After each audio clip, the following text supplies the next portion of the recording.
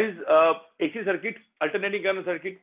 अब AC circuit में ना अलग अलग चीजें होती है, मतलब मैं एकदम पहला चीज पूछता हूँ, मैं फास्ट फास्ट फास्ट फास्ट जाऊंगा, ये पूरा का पूरा वापस एकदम लेक्चर नहीं है, रिवीजन है, ठीक है।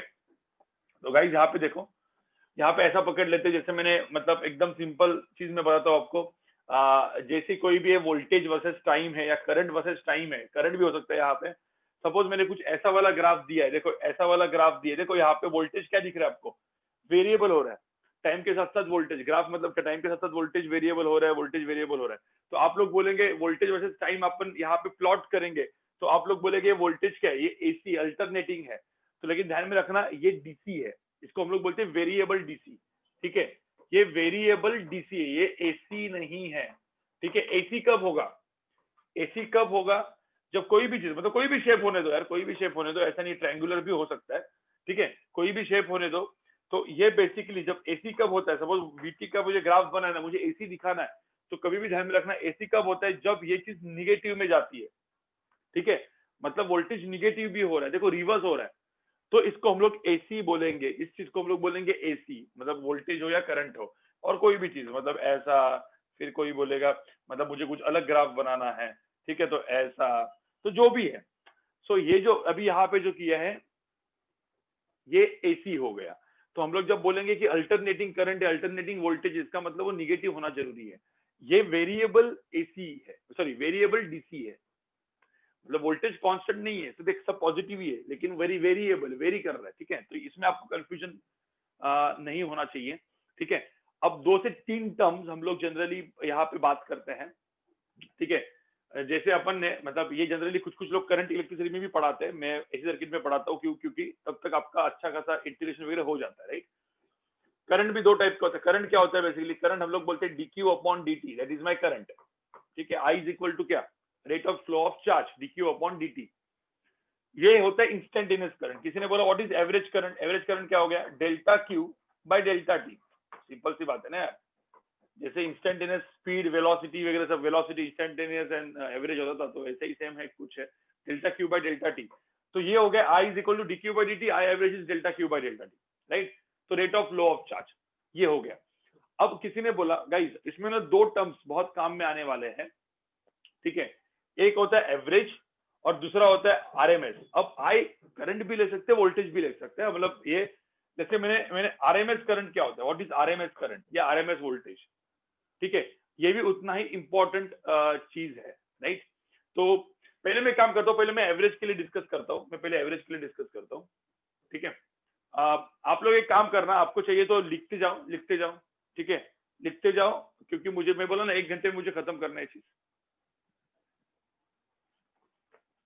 इसमें कुछ लिखना है नहीं वैसे भी, तो आधा मिनट लो, आधा मिनट में इसको ड्रॉ करो, तब तक मैं देखता हूँ यहाँ पे कौन से क्वेश्चंस टाइप करने के लिए भेजे थे मैंने।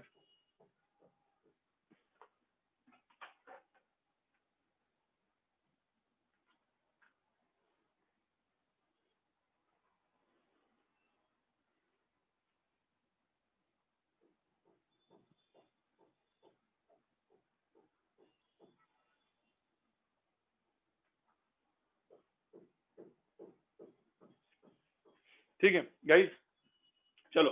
तो अब यहाँ पे देखो, यहाँ पे सब लोग देखो, ये हो गया होगा आपका, स्क्रीनशॉट लेते जाओ कुछ लोग, और मैं तो भेज ही रहा हूँ वैसे भी, क्योंकि ये इसके साथ में ही है, मतलब इसके साथ में ही मैं भेजूंगा।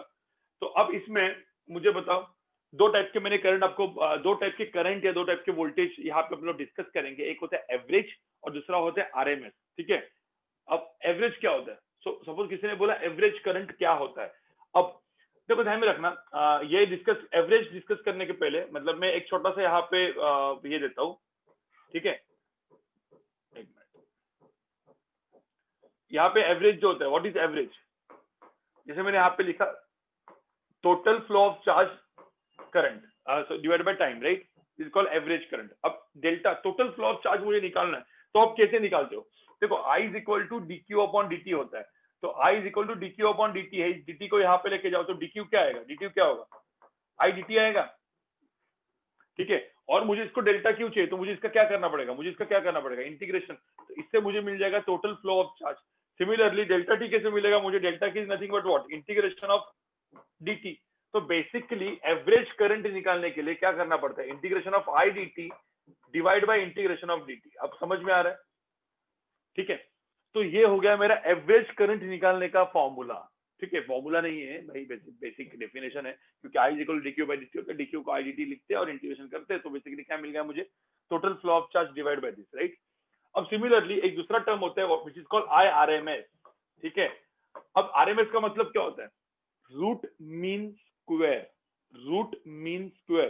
देखो मीन का स्क्वायर का मीन, ठीक है। स्क्वायर का मीन मतलब क्या, अपन ऐसा बोल सकते हैं ना, i1 square plus i2 square plus i3 square, ये हो गया square divide by total number n, ये हो गया स्क्वायर का मीन और उसका रूट, ये होता है बेसिकली आरएमएस। ये जो चीज होती है ना उसको हम लोग बोलते हैं रूट मीन स्क्वायर। लेकिन ध्यान में रखना, सिंपल सी बात है गाइस, सिंपल सी बात है, हम लोग इस चीज को इस तरीके से नहीं लिखेंगे, क्योंकि हम लोग इंटीग्रेशन के हिसाब से लिखेंगे। क्योंकि अब यहाँ पे अपन क्या करेंगे, देखो यहाँ पे इतना तो पक्का कर रखा है, यहाँ पे आई डी टी है, ठीक है। अब रूट मीन स्क्वायर, तो मुझे बेसिकली क्या करना है यहाँ पे, पहले तो मुझे क्या करना है, रूट मीन स्क्वायर, तो पहले तो उसका सबका एड अप करना है, राइट। तो मैं क्या करूंगा यहाँ पे integration of I square D T, ठीक है, divide by integration of D T, ठीक है। तो पहले तो ये जो हो गया है ना, ये हो गया रूट मीन स्क्वायर, और उसका बेसिकली क्या करना है, स्क्वायर रूट। तो ये जो हो गया, ये मेरा आई आर एम एस का फॉर्म हो गया, ठीक है। ये मेरा आई आर एम एस ले लो या वी आर एम एस ले लो, दोनों सिर्फ आई की जगह वी डालोगे यहाँ पे, ठीक है। तो ये चीज आपको दिमाग में रखना है। अब यहाँ पे नहीं भाई प्रियंक, कुछ गलत मत बोले यार, ये I in terms of D T लिखना पड़ेगा ना, तो इंटीग्रेशन करने के लिए लिखना पड़ेगा। पहले तो मैंने एकदम सिंपल सा फॉर्म दिया है, अब इसको यूज कैसे करेंगे वो देखते हैं। पहले तो मुझे तो ये दोनों चीजें लिख दो, एवरेज के लिए एवरेज एंड आरएमएस दोनों चीजें लिख दो। इवन फॉर वोल्टेज, मतलब ये आई के जगह वी भी डाल सकते हो, आई के जगह यहाँ पे वी आ जाएगा और यहाँ पे आई के जगह वी आ जाएगा, वोल्टेज आ जाएगा, तो वी आर एम एस और यहाँ पे आई आर एम एस और I average end voltage average, ठीक है। फिर उसके मैं एक दो एग्जांपल आपको दिखा देता हूँ, ठीक है। करो इसको, लिखो, लिखते जाओ, मतलब आपका एक पूरा नोटबुक में बनना चाहिए, नोट में बनना चाहिए। उसके बाद हम लोग फेजर डायग्राम पे जाएंगे, जो कि मेन है, फेजर डायग्राम ही मेन है एक्चुअली, ठीक है।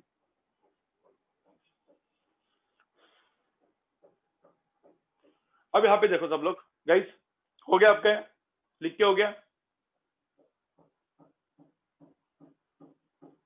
स्क्रीनशॉट भी लेके जाओ, लिखते जाओ, स्क्रीनशॉट लेते जाओ, ठीक है।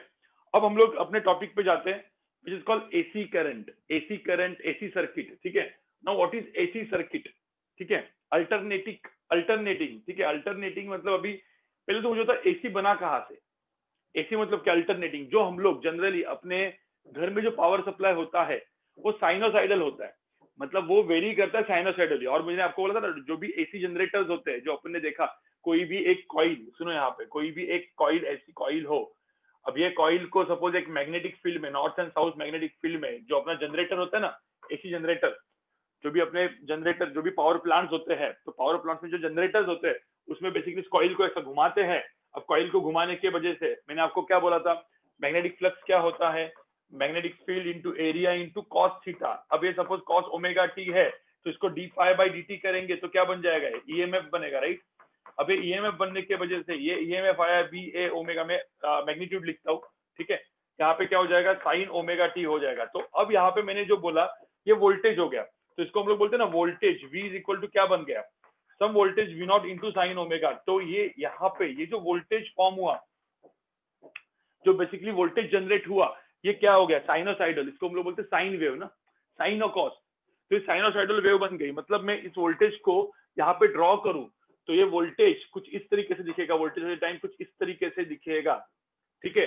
और ये डायरेक्टली अपने घर में आता है, ठीक है। तो अपने घर में जो भी होता है, फिर उसका 1 फेज 2 फेज 3 फेज आप लोग इलेक्ट्रिकल इंजीनियरिंग वगैरह सब में पढ़ोगे, अभी के लिए कुछ जरूरत नहीं। इसको हम लोग बोलते हैं एसी, ठीक है। ये होता है बेसिकली इसका मैक्सिमम वैल्यू, ठीक है, जो यहाँ पे इस केस में V नॉट है, यहाँ पे इसका माइनस V नॉट है। अब ये कुछ रेजिस्टेंस से जाएगा, ठीक है। अब मैंने आपको बोला था ना, रेजिस्टेंस, इंडक्टेंस एंड कैपेसिटेंस, अपने 3 एलिमेंट्स अपन ने देखे थे, R L and C। अब सपोज रेजिस्टेंस से जाएगा तो क्या होगा, इंडक्टर से जाएगा तो क्या होगा, कैपेसिटेंस जाएगा तो क्या होगा। डीसी का अपन ने देख लिया है, डीसी का transient response, T equal to 0, infinity पे सब कुछ देख लिया। बट ऐसा एसी सप्लाई, मतलब ऐसा एसी वोल्टेज हम लोग लगाएंगे रेजिस्टेंस को, कैपेसिटेंस को या इंडक्टेंस को, तो क्या होगा, तो कैसे किस तरीके से बिहेव करेगा। ठीक है, जैसे आपके घर में ट्यूबलाइट होती है, आपको पता है ट्यूबलाइट मतलब रेजिस्टेंस एंड इंडक्टेंस होता है वो। ठीक है, तो कभी कभी कैपेसिटेंस होता है, तो अलग अलग चीजों का इसके ऊपर क्या इफेक्ट होगा वही हम लोग एसी सर्किट में देखते हैं, और उसको इन डिटेल जो भी यहाँ पे इलेक्ट्रिकल इंजीनियरिंग चूज करेगा बाद में, वो इन डिटेल इसको पढ़ेगा।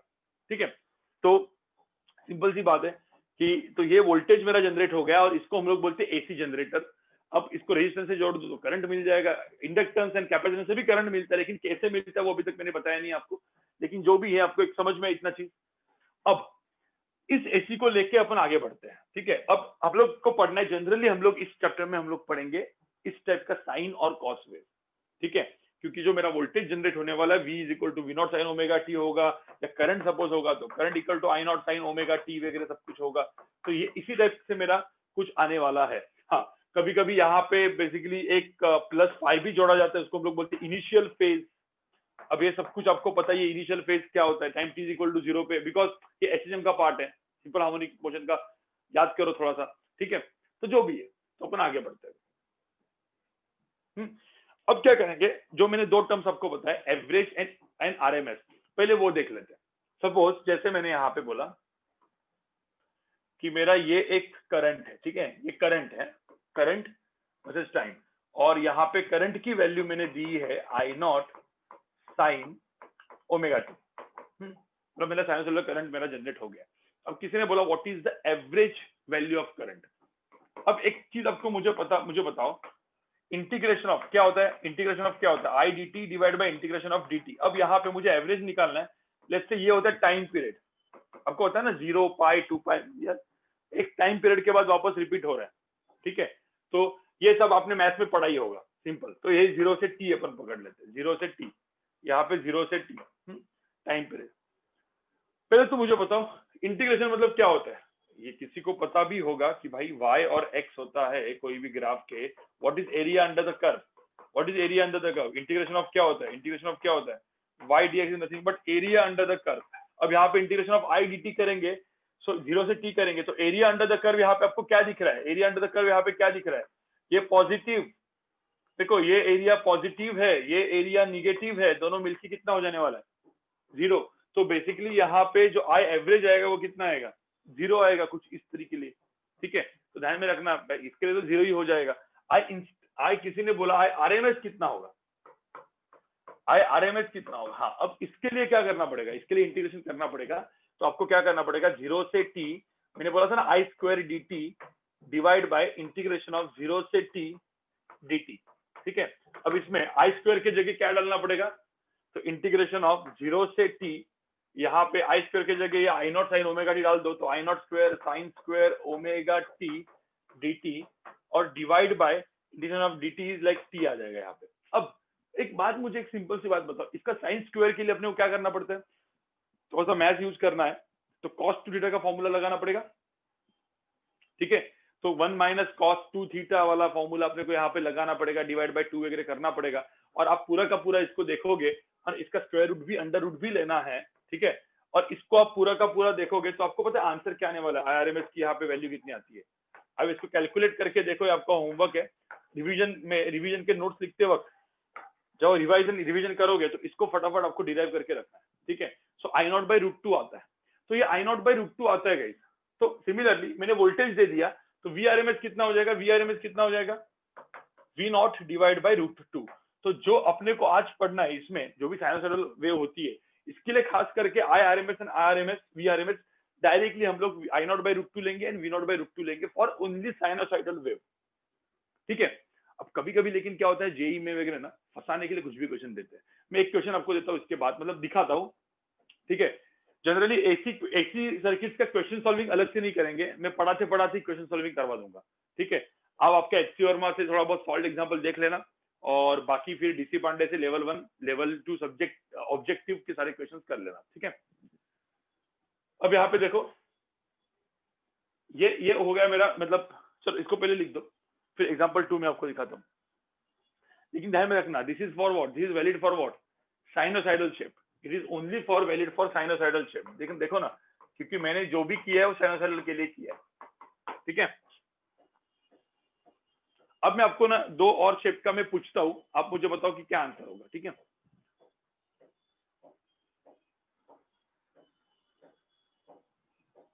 लिख के हो गया आपका? जैसे लिख के हो गया हाँ बोल दो, मैं आगे बढ़ता हूं।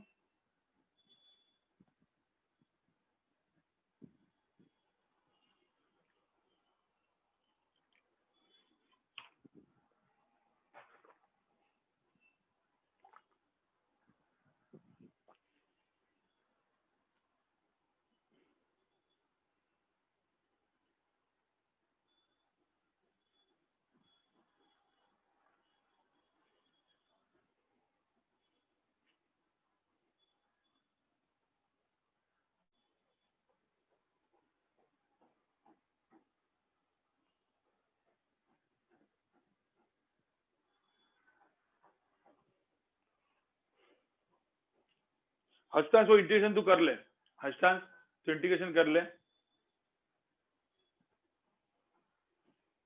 चलो अब यहाँ पे देख लो, अब यहाँ पे देख लो। अब इसके बाद मैं एक क्वेश्चन देता हूँ, एकदम छोटा सा क्वेश्चन देता हूँ, ये एग्जाम्पल 1 है इसी के ऊपर, ठीक है। ध्यान ध्यान से सुनो, ठीक है। वोल्टेज वर्सेस टाइम का एक ग्राफ दिया हुआ है कुछ इस तरीके से, शायद से एसी भी नहीं है, ये तो डीसी है, लेकिन स्टिल मतलब डेफिनेशन तो वैसे भी वैलिड है ही है, ठीक है। और लेट्स से ऐसा पकड़ लेते हैं ये 2 वोल्ट है, और ये मतलब 2 है, ये यहाँ पे लिखा है 10 वोल्ट, ठीक है। ये यहाँ पे 2 सेकंड्स, ठीक है। ये 4 सेकंड्स, 6 सेकंड्स, ठीक है। और ये 10 वोल्ट है बेसिकली, ठीक है। तो अब मुझे इस केस में बताओ what is V R M S, what is V average and what is V R M S. दोनों चीज का मुझे आंसर चाहिए, दोनों चीज का मुझे आंसर चाहिए, ठीक है। वी एवरेज भी चाहिए and V R M S भी चाहिए, क्या होगा?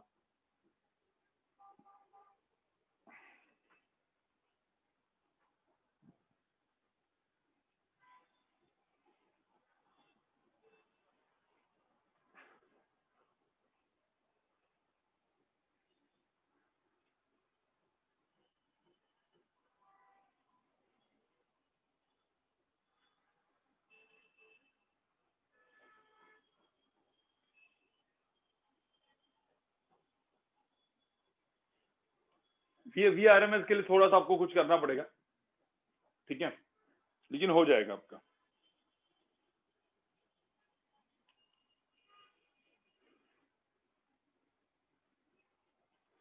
फटाफट, एक ही मिनट दे रहा हूं मैं, ज्यादा टाइम नहीं दे सकता मैं क्योंकि रिवीजन है गाइस।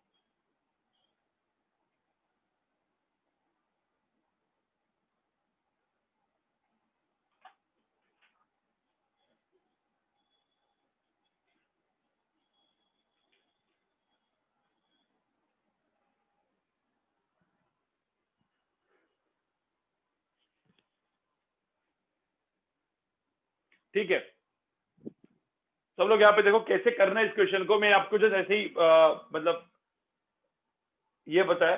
और पहले तो एक बात बताओ, एवरेज के लिए क्या करना होता है? What is average? It is nothing but integration of V D T upon integration of D T. अब वी डी टी मतलब क्या? एरिया होगा ना यार, एरिया है ना यार, ठीक है। तो area of what? Area of what? This is the area, right, ये एरिया। अब एरिया, तो यहाँ से यहाँ पे आप इसका एरिया देखोगे तो 10 इंटू 2, इसका एरिया कितना है? Half into base into height, तो इसका एरिया हो गया 10। तो इसका एरिया तो मैंने 10 लिख दिया, डिवाइड बाय टोटल टाइम कितना है, देखो 2 सेकंड्स के बाद ये, तो उसका टाइम पीरियड जो है वो 2 सेकंड्स है, तो 10 डिवाइड बाय 2, ठीक है। तो 10 divide by 2 which is equal to क्या हो जाएगा? 5। तो ये तो हो गया ना how to calculate V R M S, ये इंपॉर्टेंट है गाइस। अब वी आर एम एस के लिए क्या करना पड़ेगा? Now for V R M S, voltage R M S के लिए मेरे को पता है कि भाई पहले तो अपना मैं फॉर्मूला लिख दूंगा, इंटीग्रेशन ऑफ जीरो से whatever time period V square D T divide by integration of D T.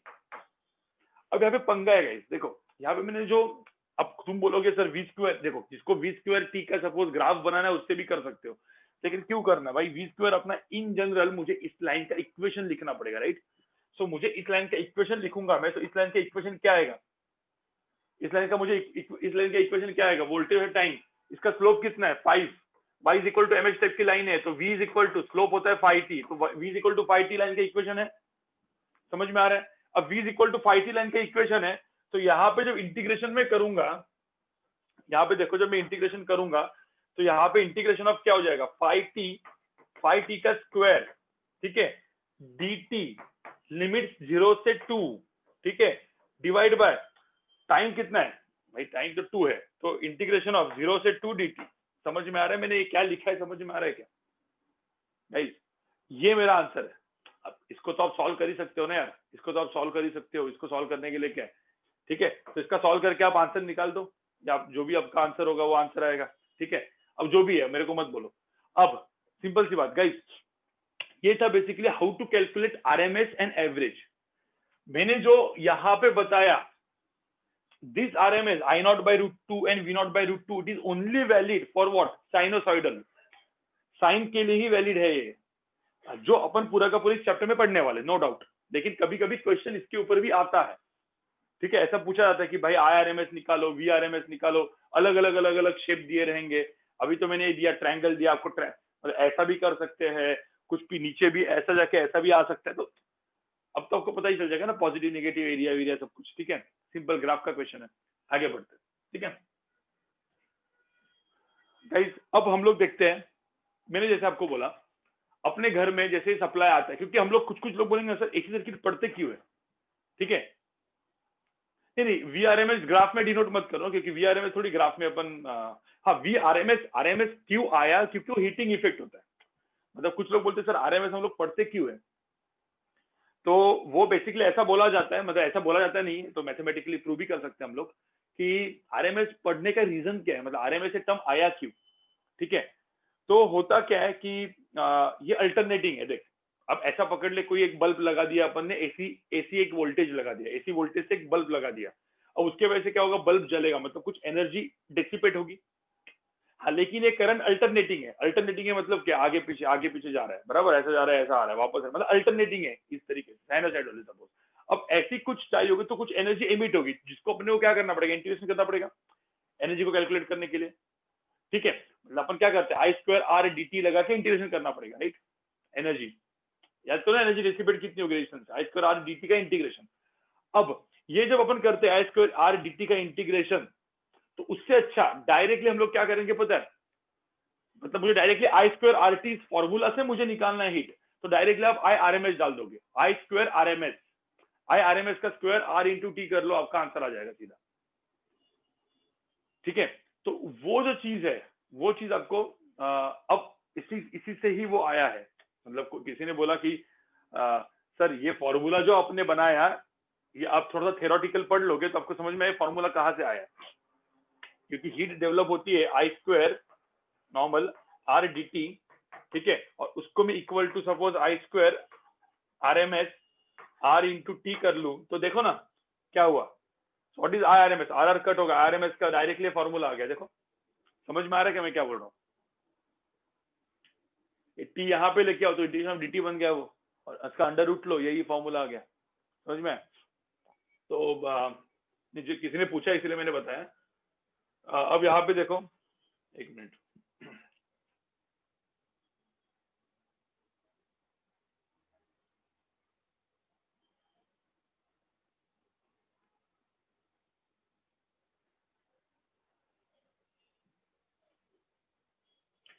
So guys अभी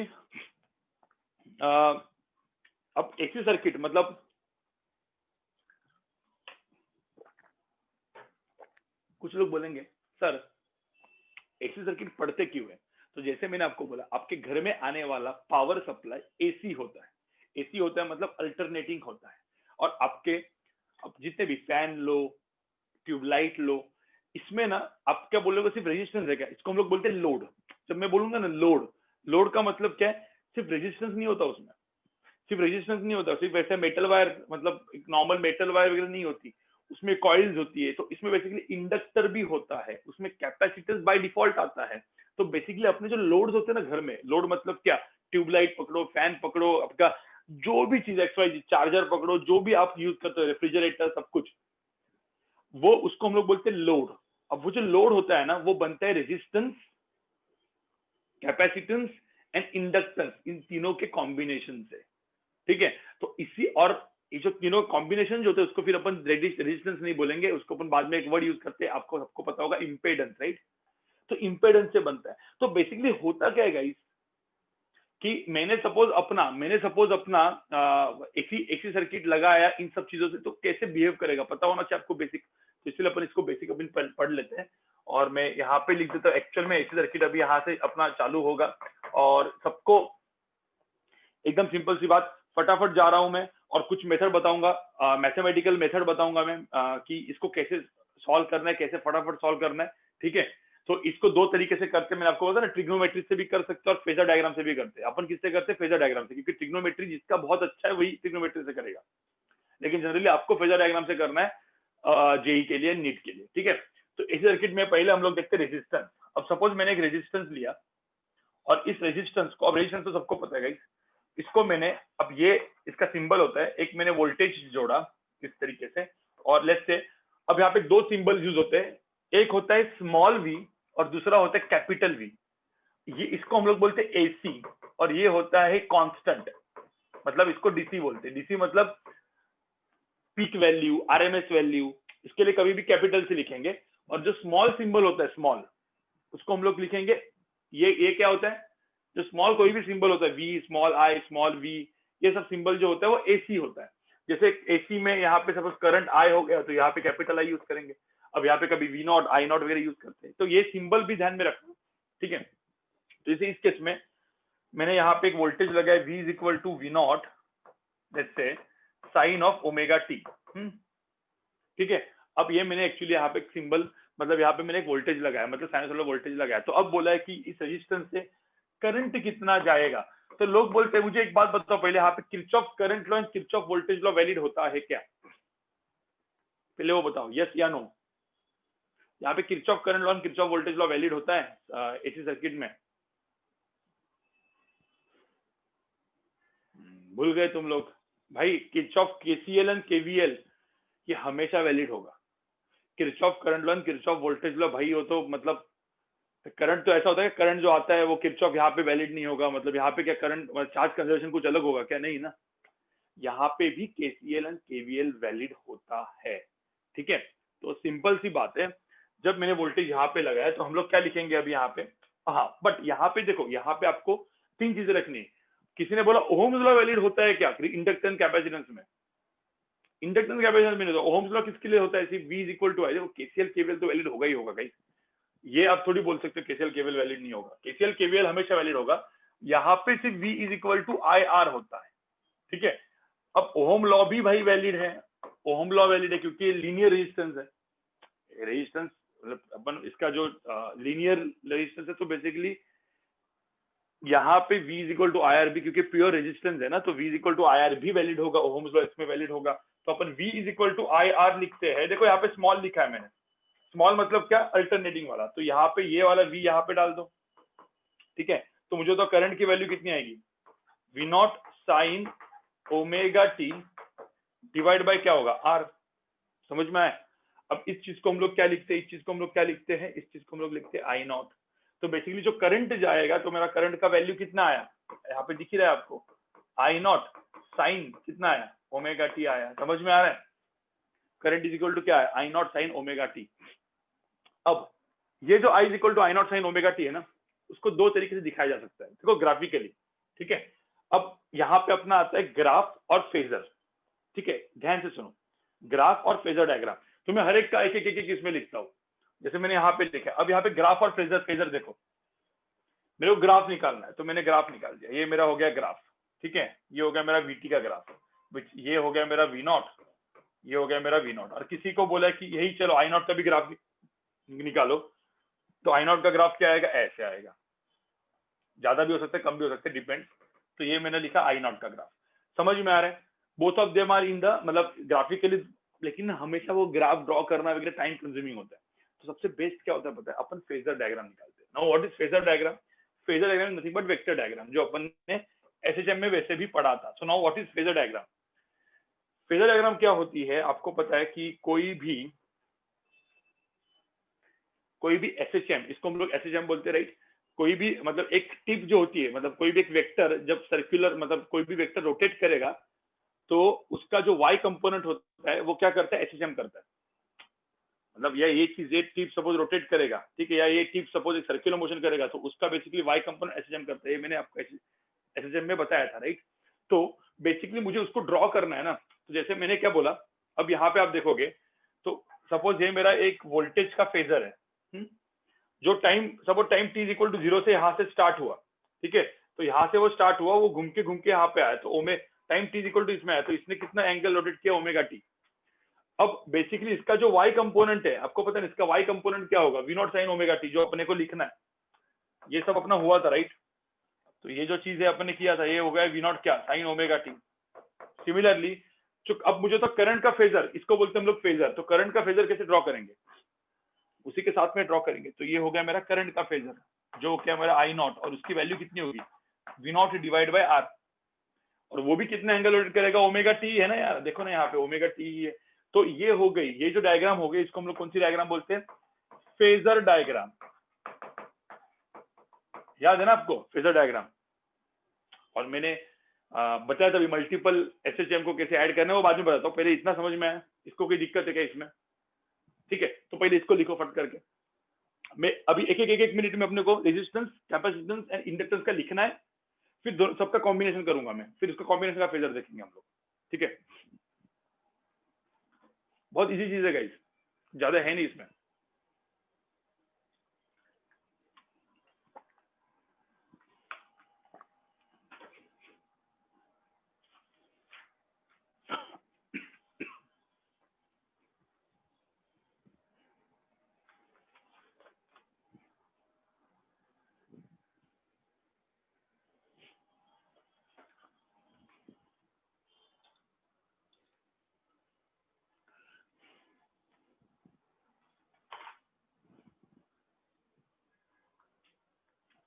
हो गया लिख के, लिखो फटाफट चलो।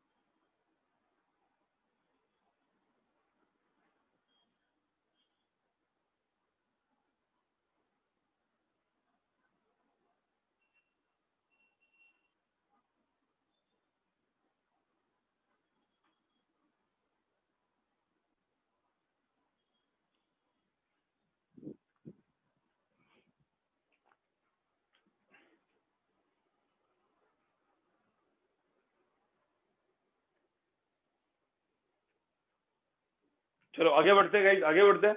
हो गया, स्क्रीनशॉट ले लो, बाद में लिखो जो भी लिखना है आपको, ठीक है। चलो आगे बढ़ते हैं। अब यहाँ पे हो गया ये आर, ठीक है। अब मैंने सपोज यहाँ पे एकदम सिंपल गाइस, एकदम सिंपल, मैंने सपोज यहाँ पे लिखा कैपेसिटेंस। अब मुझे एक बात बताओ, ठीक है, ये है कैपेसिटेंस, ठीक है। अब कैपेसिटेंस के अक्रॉस मैंने एक वोल्टेज डाला, मैंने बोला किरचॉफ करंट लॉ और किरचॉफ वोल्टेज लॉ तो वैलिड होता ही होता है। मतलब मैंने बोला ये वोल्टेज मैंने डाला V is equal to V naught sine omega T. तो मुझे बताओ अपने को क्या ढूंढना होता है। सपोज मेरे को वोल्टेज गिवन है, मतलब मैंने एक वोल्टेज लगा वो गिवन है, तो मुझे क्या ढूंढना होता है, क्या ढूंढना होता है, करंट। सिंपल सी बात है, तो मुझे करंट ढूंढना है और ये कैपेसिटेंस C दिया हुआ है। अब भाई तुमको क्या पता है बताओ, कैपेसिटेंस के बारे में क्या पता होता है अपने को पता होता है भाई Q is equal to CV और फिर I is equal to C dV upon dt। हाँ, तो यहाँ पे ओम लॉ लगेगा क्या, नहीं यहाँ पे ये लगेगा ना। तो ओम लॉ वैलिड नहीं है, Ohm law is valid only for resistance. I is equal to C dV upon dt valid है। अब डेरिवेटिव तो ले ही सकते हो ना आप लोग भाई। तो करंट कितना जाएगा यहाँ पे, तो यहाँ पे अपन जब करंट निकालने जाएंगे तो C dV अपॉन dt इसका डेरिवेटिव करेंगे तो what is dV upon dt, इसका डेरिवेटिव, साइन का डेरिवेटिव क्या होता है cos, और ये ओमेगा आ जाएगा यहाँ पे। तो यहाँ पे dV अपॉन dt करेंगे तो यहाँ पे अपन ओमेगा C, ठीक है, V not cos omega t ऐसा करेंगे अपन। देखो ना यार, डेरिवेटिव करो, यहाँ पे साइन का डेरिवेटिव cos हो जाएगा, ओमेगा यहाँ पे आ जाएगा, तो और यहाँ पे लिख दो तो I की वैल्यू ये हो जाएगी। अब यहाँ पे आप देखोगे तो what is cos omega t को हम लोग क्या लिखते हैं, sine of what, cos omega t को हम लोग क्या लिखते हैं अपन, साइन ऑफ क्या, pi by 2 plus omega T, right. हाँ, तो basically current I is equal to क्या हो जाएगा। अब मैंने ना यहाँ पे देखो इस ओमेगा सी को भी थोड़ा जुगाड़ करके लिखता हूँ मैं, V naught divide by 1 by omega C, same ही है ना, तो ये तो ओमेगा सी यहाँ पे जाएगा और यहाँ पे इसको लिखूंगा मैं sine of omega T plus pi by 2 या प्लस 90। तो ऐसे लिख सकता हूं मैं, क्यों नहीं लिख सकता मैं। अब तुमको चाहिए तो भाई इसका ग्राफ बनाओ। मैंने लेकिन क्या बोला, ग्राफ बनाने से अच्छा क्या होता है, फेजर होता है। फेजर मतलब क्या, मैंने यहाँ पे वोल्टेज लगाया, अब किसी ने बोला सर करंट निकालना है, तो करंट के लिए अपने को यहाँ पे ऐसा ड्रॉ करना पड़ेगा। तो क्यों भाई वोल्टेज एंड करंट को ऐसा ड्रॉ करना है, ग्राफ से क्यों, ग्राफ में क्या रखा है, ग्राफ थोड़ा सा वैसे भी बकवास होता है, तो उससे अच्छा अपन फेजर ड्रॉ करते हैं। तो फेजर ड्रॉ करेंगे, फेजर डायग्राम कैसे हो जाएगी, वोल्टेज कुछ ऐसा है, तो ये हो जाएगा मेरा वोल्टेज का फेजर जो कितना है ओमेगा टी है। अब मुझे बताओ यहाँ पे वोल्टेज का फेजर है, जो करंट है इसका मुझे फेजर डायग्राम ड्रॉ करना है, तो ये क्या omega T plus pi by 2 है, तो ये क्या होगा, करंट का, करंट कहाँ पे इसमें, करंट कहाँ पे इसमें आगे है, कितनी कितने से आगे है गाइस, यहाँ पे जो करंट का फेजर है वो कितने से आगे है, तो करंट का जो वैल्यू है वो है आई नॉट और वो कितने से आगे है, 90 से आगे है। तो इतना ध्यान में रखना, इसको हम लोग बोलते हैं करंट लीड्स वोल्टेज और voltage lags current in what, purely ये कौन सा सर्किट है, ये प्योरली कैपेसिटिव सर्किट है, इसको हम लोग बोलते हैं प्योरली कैपेसिटिव सर्किट। कैपेसिटिव मतलब क्या, पूरा का पूरा हमें कैपेसिटर ही है ना यार। तो ध्यान में रखना कैपेसिटर में करंट लीड्स, ये अभी वर्ड यूज होगा लीड, करंट लीड करता है वोल्टेज से और वोल्टेज लैग, वोल्टेज पीछे है ना, तो वोल्टेज लैग करता है करंट से। इतना समझ में आ रहा है, ये चीज दिमाग में रखो। करंट आगे होता है वोल्टेज से, ध्यान में रखना, करंट आगे होता है वोल्टेज से, कहां पे, वोल्टेज में, कैपेसिटर में, ठीक है। करंट साथ में होता है वोल्टेज के, कहां पे, रेजिस्टेंस में, यहां पे आगे हो गया, ठीक है। अब यहाँ पे ये जो टर्म डिफाइन हुआ ना, इस टर्म को देखो, इस टर्म के साथ इसको आप ये करोगे, कंपेयर करोगे, तो यहाँ पे देखो ना, कभी भी करंट क्या होता है, वोल्टेज अपॉन रेजिस्टेंस टाइप होता है ना, ये रेजिस्टेंस है ना यहाँ पे, इसको हम लोग यहाँ पे रेजिस्टेंस बोलते हैं क्योंकि अपन बचपन से पढ़ते हैं इस चीज को। यहाँ पे ये भी वोल्टेज अपॉन रेजिस्टेंस की तरह बिहेव करता है, लेकिन रेजिस्टेंस है नहीं, तो इसीलिए इसको हम लोग एक नाम देंगे नया वाला, और इसको हम लोग बोलेंगे रिएक्टेंस। क्या बोलेंगे इसको, रिएक्टेंस, और रिएक्टेंस को यहाँ पे एक्सी लिखेंगे। समझ में आ रहा है। तो यहाँ पे जो रिएक्टेंस की वैल्यू हो गई, तो एक्सी की यहाँ पे जो वैल्यू हो गई वो कितनी होगी, 1 बाय क्या होगी, ओमेगा सी, ठीक है। एंड दिस मतलब बेसिकली किसी को बोला कि कैपेसिटर का जो रेजिस्टेंस होता है, रेजिस्टेंस मतलब रिएक्टेंस होता है, वो कितना होता है, 1 बाय ओमेगा सी होता है, ठीक है। फिर ओमेगा इज व्हाट, ओमेगा बोलने की जरूरत है क्या भाई, कुछ लोग बोलेंगे सर ओमेगा क्या है भाई, omega is equal to 2 pi F frequency and 2 pi by time period, जिसमें अपना अपना जो घर का फ्रीक्वेंसी है वो 50 हर्ट्ज होता है, यूएस में 60 हर्ट्ज होता है, ठीक है। तो ये जो बेसिकली है, बेसिकली क्या, एंगुलर फ्रीक्वेंसी वगैरह सब कुछ आपको पता है, आई होप आपको पता ही होगा, ठीक है। तो अब ये हो गया प्योरली कैपेसिटिव सर्किट, इसको फटाफट लिखो, 1 मिनट। फिर अपन देखते हैं इंडक्टेंस।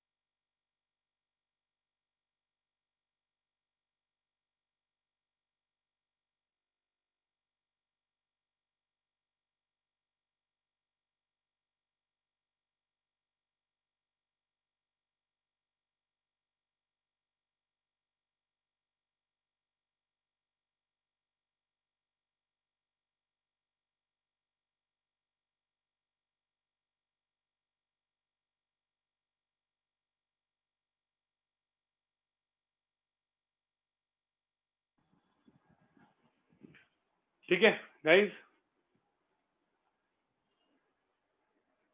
हो गया लिख के आपका? हो गया?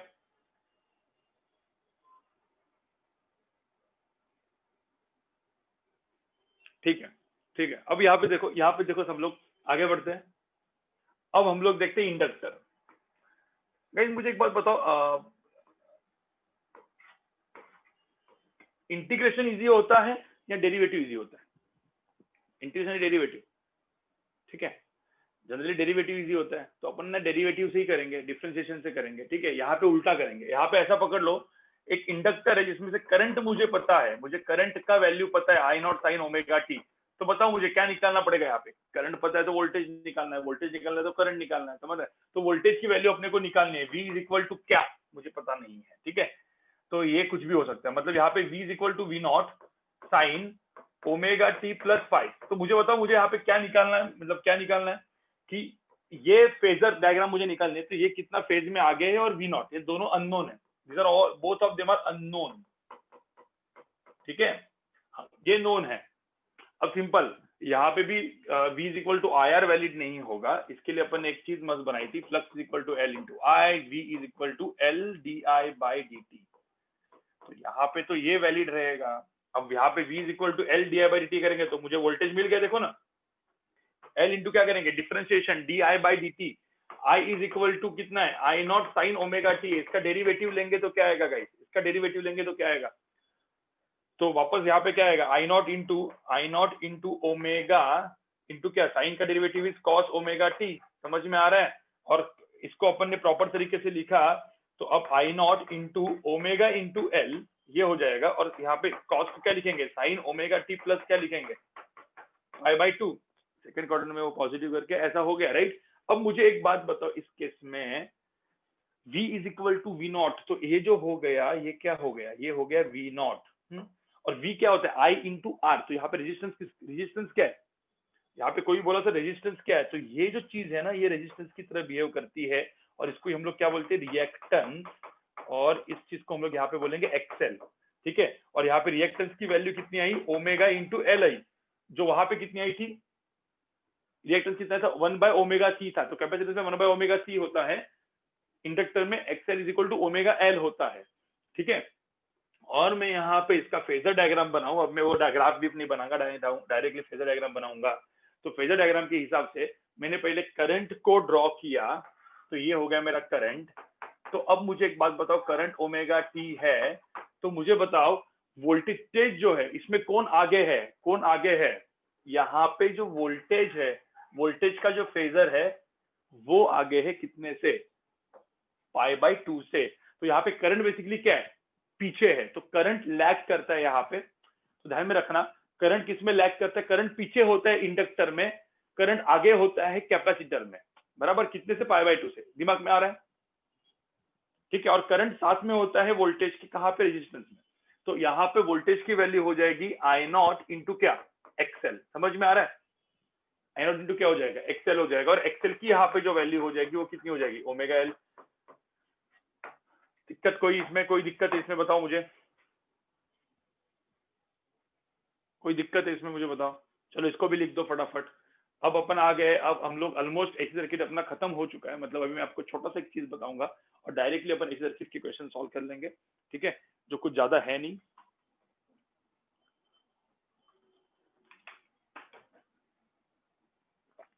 एक मिनट, वापस एक मिनट।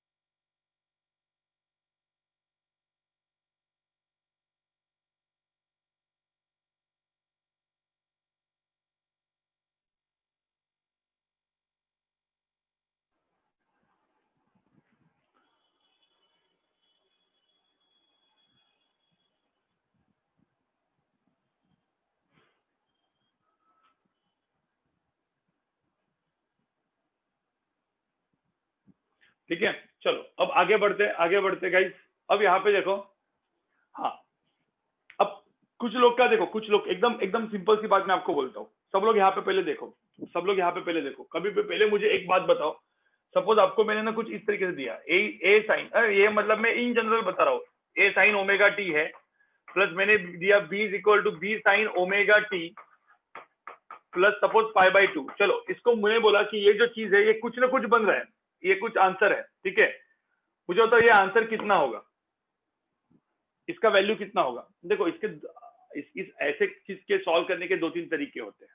आप क्या करते हो, एक तरीका क्या होता है, या सपोज अपन ने चलो सी और plus C sine omega T plus pi वगैरह भी डाल दिया। अब मैंने आपको एक सिंपल सी बात बोली थी, इसको आइदर आप ट्रिग्नोमेट्री से करोगे, मतलब sine omega T plus pi by two cos omega T, फिर उसको root of A square plus B square वगैरह सब कुछ करके आप करोगे, राइट। मतलब आइदर इसको क्वेश्चन को इससे करेंगे हम सॉल्व ट्रिग्नोमेट्री से। जो अपने को यहाँ पे करना है क्या नहीं करना है, अपने को कैसे, अपने को क्या करना है, अपने को क्या करना है, इसको सॉल्व करने का एकदम सिंपल तरीका फेजर मेथड, जो मैंने आपको एसएचएम में बताया था, ठीक है। तो ये बेसिकली क्या था, मतलब बेसिकली ए साइन ओमेगा टी, तो ए का पहले फेजर डालो, हाँ, ये इसका मैग्नीट्यूड ए है और ये एंगल ओमेगा टी है, ठीक है। फिर बी का फेजर डालो, बी का फेजर क्या होगा, omega T plus pi by to, तो ये हो जाएगा बी। आपको समझ में आ रहा है। अब इसका मैग्नीट्यूड ए हो गया, इसका मैग्नीट्यूड बी, तो इसको हम लोग बोलते हैं फेजर मेथड, मतलब वेक्टर मेथड। अब मुझे बताओ इस दोनों का मुझे निकालना है ना, तो इसका जो रिजल्टेंट होगा, इस ये मैंने एक वेक्टर बोला और ये वेक्टर बोला, इसका रिजल्टेंट क्या होगा, ठीक है, मैं इसको पहले निकाल देता हूँ, सॉरी, ठीक है। तो यहाँ पे आप देखोगे तो मैंने इसका इसका और इसका जो वेक्टर एडिशन होगा, दैट वेक्टर एडिशन इज कितना, सबको पता है भाई, ये पाई बाई टू होता है, तो इसका वेक्टर एडिशन क्या होता है, रूट ऑफ क्या, ए स्क्वायर प्लस बी स्क्वायर। और किसी ने बोला सर ये वेक्टर एडिशन में जो एंगल होगा फाई, ये कितना होगा, तो अपन क्या लिखते हैं, what is tan phi, tan phi की वैल्यू क्या होती है, व्हाट इज tan फाई की value, B divide by A. कोई दिक्कत है क्या मुझे बताओ इस केस में, इस केस में तो दिक्कत है क्या कोई, ये तो आता ही होगा ना आपको यार, वेक्टर एडिशन नहीं आता है। हाँ, तो आपको पता है डायरेक्टली आपको आंसर क्या लिखना है। तो किसी ने बोला ये जो फेजर है, ये जो फेजर यहाँ पे ड्रॉ किया है, ये कितने आगे है, तो ओमेगा टी प्लस 5 है। तो आपको पता है इसका आंसर क्या होगा, जो क्वेश्चन मार्क यहाँ पे लिखा है, इसका मैं डायरेक्टली आंसर लिखता हूँ, ये हो जाएगा under root of A square plus B square, ठीक है, sine of omega T plus ये phi. Now this phi is nothing but कितना, tan इनवर्स ऑफ क्या, tan इनवर्स ऑफ कितना, B by A, tan inverse of B by A. तो ये मेरा answer है, समझ रहे हो। तो बेसिकली इसी क्वेश्चन को अपन ने किससे सॉल्व किया, इसको हम लोग बोलते हैं फेजर मेथड, फेजर डायग्राम से सॉल्व किया। और वेक्टर मेथड, आइदर वेक्टर या फेजर, दोनों वर्ड यूज कर सकते हो। अब समझ में आ रहा है तुमको मैंने क्या बोला है, क्या किया है। इसको इवन हम लोग बोलते हैं ना ओवरलैप ऑफ या सुपरपोज ऑफ मल्टीपल एसएचएम, ठीक है। Simple harmonic motions multiple SHM होंगे तो कैसे करेंगे, सबके वेक्टर बनाते जाओ, कोई ट्रिग्नोमेट्री से करने की जरूरत नहीं है। ट्रिग्नोमेट्री हो गया, अभी इधर अपने को फिजिक्स में अपने को ये इसमें करना है, ठीक है। ये समझ में आया, ये तो मैं जैसे मैथमेटिकली बताया क्योंकि अपने को आगे पढ़ना है इसीलिए, ठीक है। तो आगे बढ़ते हैं, आगे बढ़ते हैं। इसको चाहिए तो इसका स्क्रीनशॉट ले लो, ये भी आपको लिख के रखना, ये भी आपको लिख के रखना है। अब आगे बढ़ते हैं, आगे बढ़ते हैं।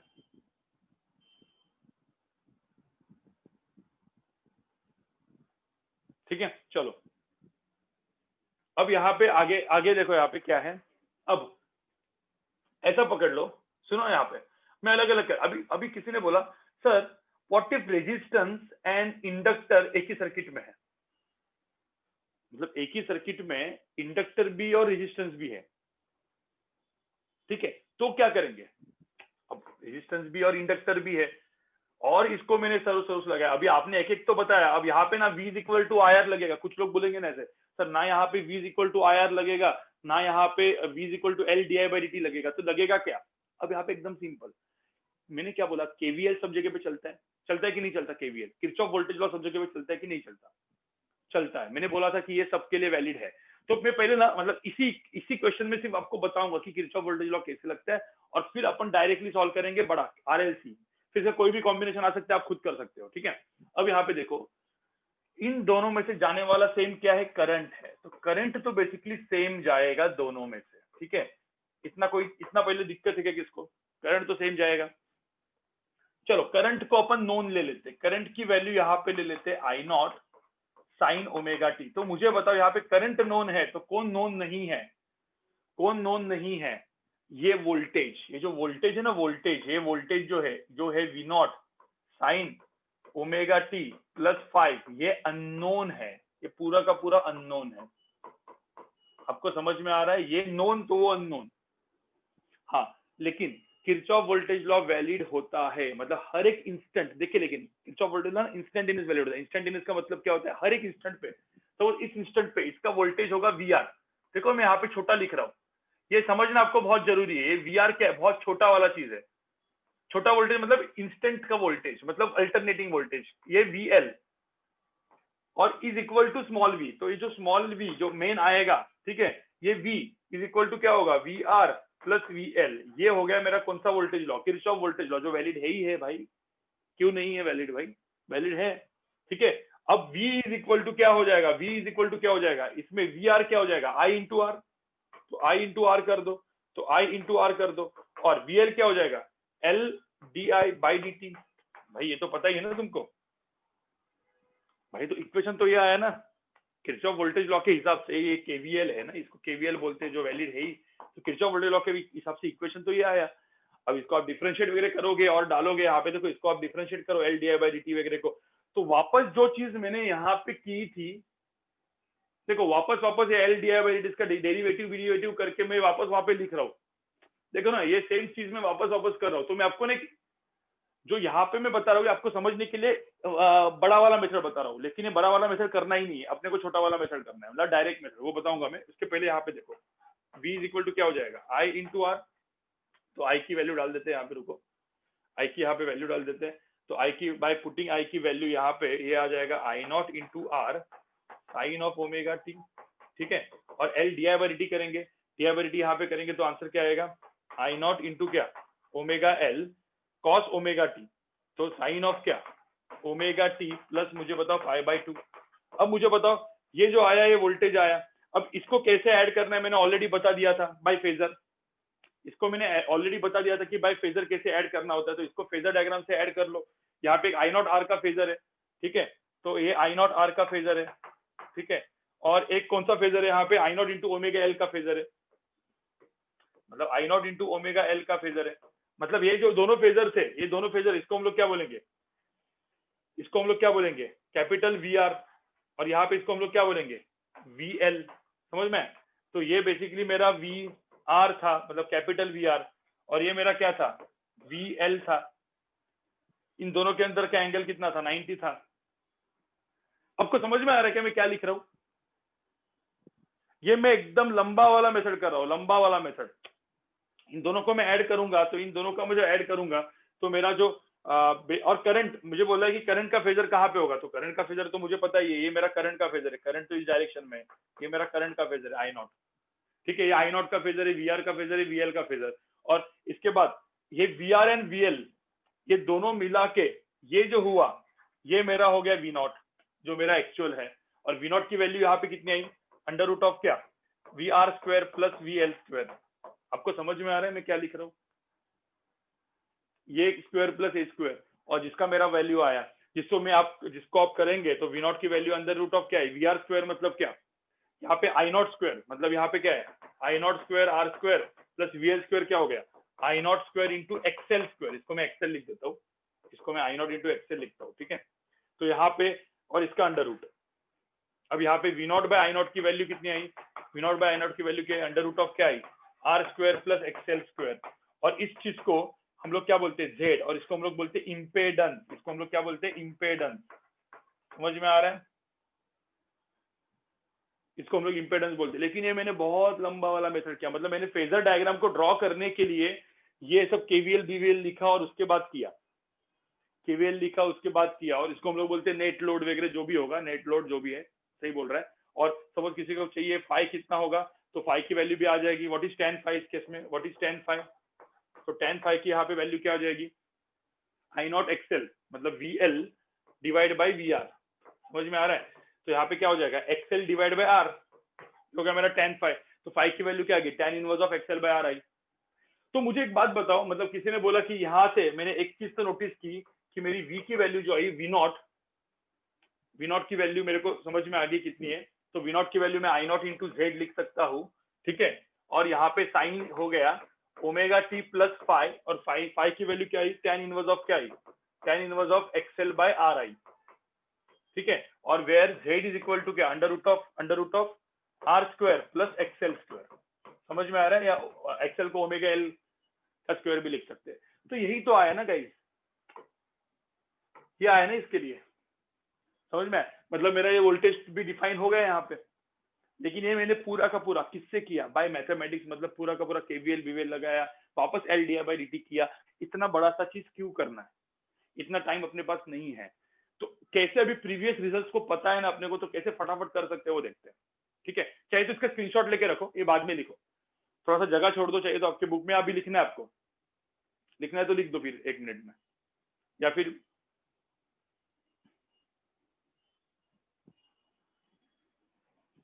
चल लिख दो लिख दो लिख दो।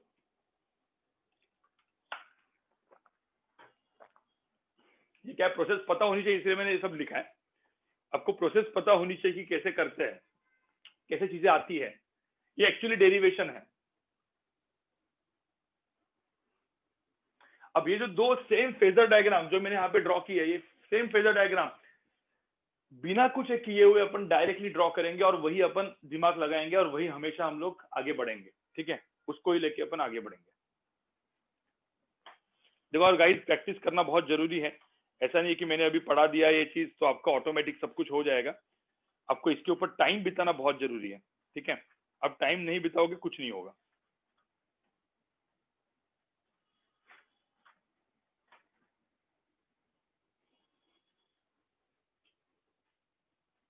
इसके बाद बचे हुए 3 चैप्टर्स को मैं पहले खत्म कर लूंगा आगे के 2 लेक्चर्स में, जिसमें आएगा इलेक्ट्रोमैग्नेटिक वेव्स, सेमीकंडक्टर और वर्नियर कैलिपर, स्क्रू गेज, मतलब एक्सपेरिमेंटल फिजिक्स। ये तीनों को मैं खत्म कर दूंगा आगे के 2 दिन में। आगे के 2 दिन मतलब मोस्टली ट्यूसडे वेडनेसडे वगैरह जा सकता है, पता नहीं, मैं चेक करता हूँ, ठीक है। फिर उसके बाद अपना सिर्फ एक लेक्चर बचेगा मॉडर्न फिजिक्स का, ठीक है। उसको देखते हैं, मतलब उसको थोड़ा सा मतलब ब्रेक देके भी कर सकते हैं, मॉडर्न फिजिक्स के जस्ट पहले भी कर सकते हैं, जब मॉडर्न फिजिक्स आपका पेपर रहेगा, ठीक है। मॉडर्न फिजिक्स का जब एग्जाम रहेगा उसके पहले भी कर सकते हैं। लेट्स सी क्या करना है।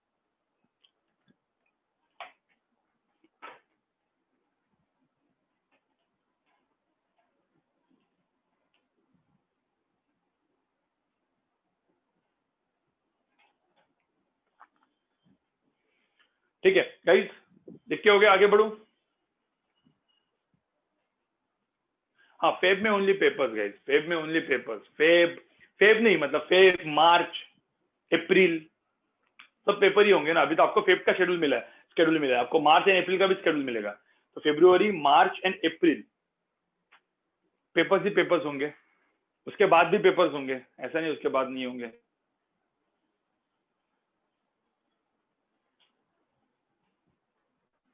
हाँ, ये पोर्टल अच्छा है, मुझे पता है। और मैंने क्या बोला था, ये पोर्टल जो है पूरा का पूरा आपको जो भी करना है, आपको लैपटॉप से मैक्सिमम करो, मतलब पीसी से करो, पीसी से बहुत अच्छा दिखेगा। डोंट यूज मोबाइल, ठीक है, मोबाइल मत यूज करो ये देने के लिए, टेस्ट देने के लिए। और इसके क्वेश्चन की क्वालिटी भी बहुत अच्छी, क्योंकि पूरा का पूरा मटेरियल कोटा से बन के आया हुआ है। तो कोटा से बन के आया हुआ है, तो पूरा का पूरा अच्छा वाला चीज है।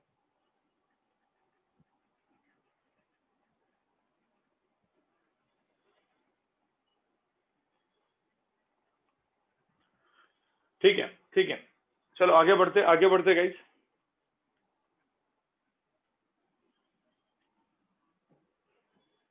हाँ, अब मुझे एक बात बताओ गाइस, अब जो भी मैंने आपको यहाँ पे बोला, अब मैंने क्या बोला, देखो अभी मैं shortcut method, direct method, this is direct method. ये रेजिस्टेंस है, ये इंडक्टर है, ठीक है। डायरेक्ट मेथड को क्या करना है मैं आपको बताता हूँ। और ये है, ठीक है। एकदम एकदम सिंपल सी बात बताओ, मैं रेजिस्टेंस है और इंडक्टर है, और यहाँ पे सपोज मेरा करंट गया I naught sine omega T, ये मेरा करंट है, ठीक है। और मुझे बोला है कि इसमें से वोल्टेज निकालना है, ठीक है। मतलब वोल्टेज निकालना मतलब क्या, ये मुझे अननोन है, ये मुझे पता ही नहीं था कितना है, राइट। मतलब मुझे वी नॉट भी निकालना था और फाइव भी निकालना था। एकदम सिंपल तरीका, ज्यादा कुछ दिमाग में लगाना ही नहीं है। देखो मैंने यहाँ पे क्या बोला था, आप याद करो कि किरचॉफ वोल्टेज लॉ एसी हो या डीसी हो, वैलिड तो होगा ही होगा। मतलब किरचॉफ वोल्टेज लॉ तो यहाँ पे वैलिड है ही, तो this is my Kirchhoff voltage law. But Kirchhoff voltage law is valid for what instantaneous values, मतलब हर एक इंस्टेंट पे किरचॉफ वोल्टेज लॉ वैलिड होता है। मतलब जैसे ऐसा पकड़ लो, एक पर्टिकुलर इंस्टेंट में इसका वोल्टेज 20 वोल्ट होगा, इसका वोल्टेज 50 वोल्ट होगा, तो इसका कितना होगा इस इंस्टेंट पे, उस पर्टिकुलर इंस्टेंट पे 20 + 50 कितना 70, ठीक है। तो ये तो होगा, ठीक है, किरचॉफ वोल्टेज लॉ वैलिड होता है। लेकिन जो आपको बुक में मिलेगा, तो कभी कभी गलती से सपोज यहाँ पे ऐसे आया कि ये कैपिटल वी आर आया, यहाँ पे कैपिटल वीएल आया, तो गलती से यहाँ पे किरचॉफ वोल्टेज लॉ मत लगाओ गाइस, और ये वी नॉट है, तो तुम बोलोगे sir V naught is equal to V R plus V L, ये सही है क्या, ये सही है क्या? कैपिटल वी आर नहीं है ना, यहाँ पे आप देखोगे ना वी नॉट किसका वेक्टर एडिशन है गाइस। जो कैपिटल मतलब क्या, जो आरएमएस वैल्यूज होती है, पिक वैल्यूज होती है, पिक वैल्यूज को आप डायरेक्टली ऐड मत करो, so these are the peak values. ये क्वेश्चन आता है, मैं वापस बोल रहा हूँ, JEE Main, NEET and JEE Advanced तीनों में क्वेश्चन इस तरीके से आते हैं। इंस्टेंटेनियस वैल्यू फॉलो करता है Kirchhoff voltage law, but peak values जो होती है ना, पिक वैल्यूज वेक्टर एडिशन होता है गाइस, देखा ना अपने फेजर में, तो पिक वैल्यूज वेक्टर एडिशन करते हैं, ठीक है। मैं बताता हूँ, चलो अब आगे बढ़ते हैं। पॉइंट समझ में है? पॉइंट नोट किया क्या आपने? मैंने जो बोला वो पॉइंट नोट किया? इसके ऊपर डायरेक्टली मल्टीपल चॉइस क्वेश्चन बनते हैं, ठीक है। अब यहाँ पे देखो, I is equal to I naught sine omega T है, वी निकालना है मुझे, फेजर बनाओ। देखो अभी यहाँ पे फेजर, देखो कैसे फेजर डायग्राम कैसे बनाते हैं पहले बताओ। कभी भी क्या करने का पता है, जैसे सीरीज में ना, देखो आर एन एल सीरीज में, तो कौन चीज कॉमन होगी? दोनों में से जाने वाला क्या कॉमन है? करंट कॉमन है, करंट कॉमन है, ठीक है। तो करंट कॉमन है, तो पहले अपन निकालते करंट का फेजर। देखो मतलब स्टेप सुनो क्या है, पहले करंट का फेजर निकालो। चलो मैंने करंट का फेजर निकाल दिया, ये हो गया मेरा करंट का फेजर आई नॉट, ये करंट का फेजर निकाल दिया। अब मुझे बताओ, जब करंट आई जाएगा यहाँ पे, तो इसके अक्रॉस जो वोल्टेज वो जनरेट करेगा, जो वोल्टेज आएगा वो वोल्टेज करंट के साथ ही होगा, ये तो अपन ने पढ़ा था ना यहाँ पे भाई, करंट के साथ ही वोल्टेज होता है। देखो यहाँ पे जब करंट जाता है तो वोल्टेज जो आता है वो करंट के साथ ही होता है। हाँ, इंडक्टर में क्या होता है बताओ? इंडक्टर में जब करंट जाता है तो वोल्टेज करंट के क्या होता है? वोल्टेज करंट के क्या होता है? वोल्टेज करंट के क्या होता है? आगे होता है, ठीक है। तो एक सिंपल सी बात, ठीक है। और यहाँ पे वोल्टेज की वैल्यू कितनी होती है? आई नॉट इंटू एक्सएल, याद करो ना डायरेक्टली, ये मैंने डिराइव करके रखा था, राइट। हाँ, तो ये दोनों को यूज करना है। जब करंट यहाँ से जाएगा आई, तो ये वोल्टेज जो आएगा, मैं वोल्टेज को कुछ अलग इसमें लिखता हूँ, तो जो वोल्टेज अक्रॉस रेजिस्टेंस आएगा वो मैं ऐसे, मतलब यहाँ पे मैं सारे के सारे पीक वैल्यूज लिखता हूँ। पीक या आरएमएस, भाई आरएमएस क्या होता है? पीक का बाय √2, तो यहाँ पे तो मैं पीक लिखता हूँ अभी, तो यहाँ पे मैं लिखा वी आर, कैपिटल लिखा मैंने। हाँ, जैसे यहाँ से करंट आई गया, अब मुझे बताओ करंट जब यहाँ से आई गया, तो यहाँ पे जो वीएल आया, अब मैंने क्या बोला? वोल्टेज करंट के कहाँ पे होता है? इंडक्टर में कहाँ होता है वोल्टेज? आगे होता है, करंट पीछे होता है ना, basically current lag by voltage. तो यहाँ पे जो इंडक्टर का वोल्टेज होगा वो कहाँ पे होगा? तो पीक वैल्यू लिख रहा हूँ, ये ऐसे होगा। समझ में आया? तो मैंने पहले ही मेरा फेजर मेथड डायग्राम ड्रॉ कर दिया, क्यों? क्योंकि दोनों से सेम करंट जा रहा है, इसीलिए तो करंट को रेफरेंस माना मैंने। So my current is reference. देखो जो क्वांटिटी सेम होती है तो माय आई इज रेफरेंस, तो करंट के वजह से यहाँ भी वोल्टेज डेवलप होगा, यहाँ भी वोल्टेज डेवलप होगा, ठीक है। ध्यान में रखना, यहाँ पे दो टाइप के वोल्टेज डेवलप होंगे। एक जो मैं यहाँ पे सपोज ऐसा लिखता हूँ कभी कभी, जो मैं वोल्ट मीटर या ऐसा कुछ आरएमएस वाला वोल्ट मीटर होता है ना, इसमें आरएमएस वैल्यू कैलकुलेट करते हैं वोल्ट मीटर, कभी कभी ना इसमें एसी में volt meter RMS value calculate करता है या पीक वैल्यू कैलकुलेट करता है। तो यहाँ का जो पीक वैल्यू होगा वी आर, और यहाँ का जो वीएल होगा, तो कभी भी जिंदगी में ऐसा मत करना V R plus V L is equal to V naught, ये मत लिखना। यहाँ पे देखो वी आर एंड वीएल, इन दोनों के अंदर क्या चीज होने वाली है गाइस? इन दोनों के अंदर क्या चीज होने वाली है? वेक्टर एडिशन होने वाला है, और मुझे मिलने वाला है वी नॉट, ठीक है। और ध्यान में रखना, वी आर की वैल्यू तुमको लिखनी है, तो वी आर की वैल्यू तुम लिख सकते हो आई नॉट इंटू आर, वीएल की वैल्यू तुम लिख सकते हो आई नॉट इंटू क्या? आई इंटू आर, रेजिस्टेंस, लेकिन यहाँ पे रिएक्टेंस, यहाँ पे रेजिस्टेंस था, यहाँ पे रिएक्टेंस, तो रिएक्टेंस मतलब क्या? एक्सएल, याद है ना ये सब चीज? एक्सएल हो गया। Now what is XL? XL क्या होता है? ओमेगा एल, ये भी लिख सकते हैं आप, सेम ही चीज है, जो भी है। अब वी नॉट जो है, वी नॉट, अब यहाँ पे जो एंगल होगा इसको मैं फाई लिख लेता हूँ, ठीक है। अब तुम मुझे बताओ, यहाँ पे हम लोग लिखेंगे, तो V naught is equal to क्या आएगा अंदर, या V naught square is equal to क्या आएगा? L square plus V R square, जो मैंने पहले ही लिखा था ऑलरेडी। तो मैंने देखो ना, पहले इसमें मैंने ये सारा जो बकवास लिखा वो बकवास लिखने की जरूरत नहीं, सीधा इस पे जाओ, सीधा सिर्फ फेजर डायग्राम है ना, ये ड्रॉ करना है वहां पे, ठीक है।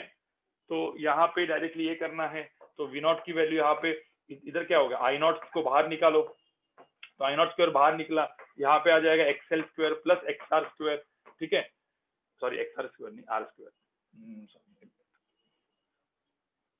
मैं जो बोल रहा हूँ गैस ध्यान में रखना, ये आर स्क्वायर हो जाएगा, ठीक है। तो यहाँ पे आ जाएगा V naught by I naught which is equal to my impedance Z and it is nothing but equal to क्या, XL square plus R square. कोई दिक्कत है यहाँ पे? तो ये हो जाएगा मेरा इम्पेडेंस, और ध्यान में रखना ये जो मेरा इम्पेडेंस होगा, अब यहाँ पे सब देख सकते हो वी नॉट को हम लोग आई नॉट इंटू क्या लिख सकते हैं, आई नॉट इंटू क्या लिख सकते हैं, जेड भी लिख सकते हैं, ठीक है। किसी ने बोला sir what is tan phi, तो यहाँ पे tan phi की जो वैल्यू आएगी वो कितनी आएगी, ये अभी सब वेक्टर एडिशन है गाइस, एकदम सिंपल वाला vector addition, is equal to VL divide by VR, और विच इज इक्वल टू क्या, I naught into XL divide by I naught into R, I naught cancel हो जाएगा, तो एक्सएल बाय R, समझ में आ रहा है। तो किसी ने बोला सर V की वैल्यू डिफाइन करो, तो V इज इक्वल टू क्या होगा, V naught sine omega T plus five, जिसमें वी नॉट की वैल्यू अपन क्या डाल सकते हैं, वी नॉट को हम लोग क्या डाल सकते हैं, I naught into Z, and where Z is called impedance, and phi को हम लोग क्या डाल सकते हैं, where tan phi is equal to क्या, एक्सएल बाय आर। समझ में आ रहा है, पूरा का पूरा लिखा हुआ चीज समझ में आ रहा है आपको, एकदम इजी हो गया ना, एकदम इजी हो गया कि नहीं, ठीक है। अब यहाँ पे सब लोग सुनो, अब यहाँ पे सब लोग सुनो, लिखो एक चीज में, लेकिन यहाँ पे पूरा का पूरा एक लंबा वाला चीज लिखते, क्यों आगे पिछले वाला चीज लिखना है, मैं अभी लंबा वाला पूरा RLC कर लेते, फिर LC का कॉम्बिनेशन, RC का कॉम्बिनेशन, वो सब आप कर लो, ठीक है, ठीक है।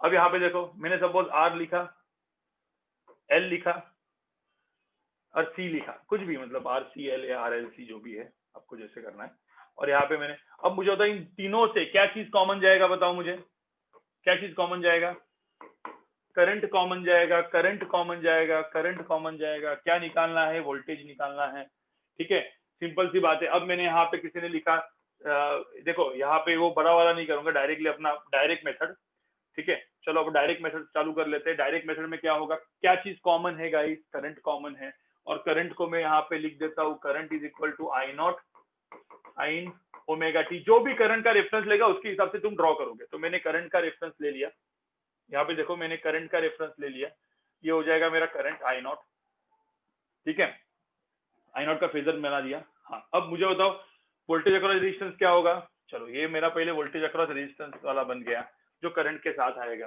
फिर मुझे बताओ वोल्टेज अक्रॉस इंडक्टेंस क्या है, आगे होगा पीछे होगा, करंट के आगे होगा, तो ये हो गया वोल्टेज अक्रॉस इंडक्टेंस VL, और वोल्टेज अक्रॉस कैपेसिटेंस कहाँ पे होगा, पीछे होगा, कितने से एग्जैक्टली ये एंगल दोनों का क्या होगा 90, पता है ना, मतलब क्योंकि करंट सेम जा रहा है, देखो करंट रेफरेंस है, करंट रेफरेंस है, तो दोनों सेम है, तो आप लोग को पता है ये VR, ठीक है, ये क्या, ये देखो VR, ये VL, देखो ध्यान में रखना, लेकिन ये पिक वैल्यूज है VC, और ये सपोज यहाँ पे हो गया V नॉट, मतलब यहाँ पे जो भी होगा V naught sine omega T plus five.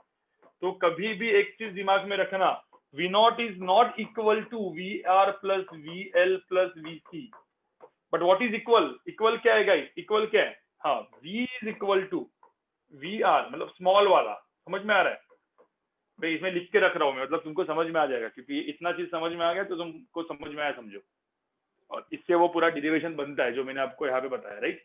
हाँ, अब यहाँ पे देखो गाइज, यहाँ पे देखो ये सब कुछ तो तुमको पता ही है गाइज, अभी इसमें कुछ ज्यादा करने की जरूरत नहीं है, क्योंकि यहाँ पे ये जो चीज हो जाएगी वो हो जाएगी X naught into I naught into XL, जो हो जाएगी आई नॉट इंटू एक्ससी। अब I naught into XL, I naught into XC दोनों को सब्ट्रैक्ट करेंगे, तो यहाँ पे क्या बनेगा, सब्ट्रैक्ट करने के बाद बनेगा, सपोज हाँ यहाँ पे तीन केसेस बन सकते हैं, if XL is greater then एक्ससी तो इधर वेक्टर बनेगा, if x is greater then XL इधर वेक्टर बनेगा, पता है ना, सब केसेस बना सकते तुम लोग, ठीक है, या एक्सएल इक्वल टू एक्सी तो गायब हो जाएगा, सिर्फ रेजिस्टेंस सर्किट बन जाएगा, ठीक है। तो इसमें मैं भी लिख देता हूँ, यहाँ पे अपन लिख देते हैं, यहाँ पे VL माइनस क्या हो गया VC, एक आध केस लिखता हूँ, बाकी सब केस आपको कोई दिक्कत नहीं है, आप डायरेक्टली कर सकते हो। तो यहाँ पे जो मेरा V नॉट आया तो कुछ ऐसे आया, now this V naught is equal to nothing but what, under root of क्या हो गया, अंडर रूट ऑफ क्या हो गया VR square plus VL minus VC का स्क्वायर। कोई दिक्कत इसमें भाई, सब इसमें अभी यार आप लिखते जाओ यार, आप लिखते जाओ, कोई दिक्कत ही नहीं है इसमें कुछ, ठीक है, इसको आई नॉट इंटू आर भी आई नॉट इंटू आर लिख सकते हो। इसको आप क्या लिख सकते हो, पीएल माइनस वीसी को आई नॉट इंटू क्या एक्सएल माइनस एक्ससी लिख सकते हो। तो ये सब इसमें डाल दो, आई नॉट स्क्वायर वगैरह सब कॉमन निकाल दो, तो यहाँ पे आपको डायरेक्टली मिल जाएगा। और ये सारा डेरिवेशन आपको खुद को करना है रिवीजन के टाइम में। तो जेड इंपेडेंस यहाँ पे मिल गया, अंडर रूट ऑफ क्या मिल गया, R square plus X L minus X C the whole square. कोई दिक्कत? अब मुझे बताओ यहाँ पे ये मेरा इंपेडेंस हो गया, ठीक है। अब मुझे एक बात बताओ, इसी केस में, इस केस में for I to be maximum, I मुझे मैक्सिमम करना है, तो V naught by Z, Z should be what, Z should be what, for I to be maximum Z should be minimum. Now how to get minimum value of Z, R तो अपन zero नहीं कर सकते, resistance तो होगा ही होगा। इस चीज को मुझे क्या करना पड़ेगा, इस चीज को मुझे क्या करना पड़ेगा, जीरो। तो मुझे बताओ, मुझे एक्सएल और एक्ससी को इक्वल करना पड़ेगा, ठीक है। और एक्सएल को एक्ससी को इक्वल करेंगे तो omega L is equal to 1 by omega C होता है, और ओमेगा की वैल्यू क्या आएगी, 1 by root of L C. इसको हम लोग क्या बोलते हैं, इसको हम लोग क्या बोलते हैं, रेजोनेंस, बराबर। याद है रेजोनेंस मतलब क्या, मुझे करंट मैक्सिमम मिलता है, मुझे मैक्सिमम पावर मिलती है, समझ में आ रहा है? कोई दिक्कत है? चलो इसको ड्रॉ करके इतना लिख दो, मतलब पूरा का पूरा तुम्हारा रिवीजन हो जाएगा। अभी मुझे लगता है जिन जिन लोगों को कुछ कुछ कंफ्यूजन होगा इसी सर्किट में, होपफुली क्लियर हुआ होगा, होपफुली। कहीं ध्यान में रखना, मेरा रिवीजन मतलब एक्चुअल में पढ़ाना ही होता है, लेकिन जस्ट फास्ट ट्रैक में पढ़ाना होता है। मैंने आपको बोला था ना, कुछ कुछ लोग रिवीजन मतलब क्या, क्रैश कोर्स मतलब एकदम सिंपल वाला चीज हटा देते हैं, अपन पूरा का पूरा पढ़ा देते हैं, ठीक है, लेकिन फास्ट ट्रैक में पढ़ाते हैं बस, जिसमें मेरी हालत खराब होती है क्योंकि मेरी आवाज की लगती है।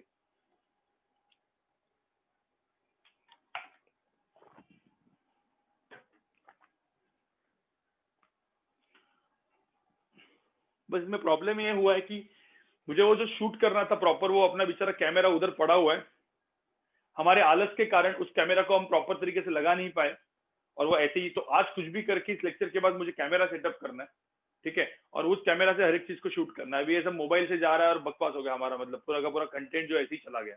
अब कोई दिक्कत नहीं, 11th का भी है, 3-4 महीना और पढ़ाना ही है, ठीक है।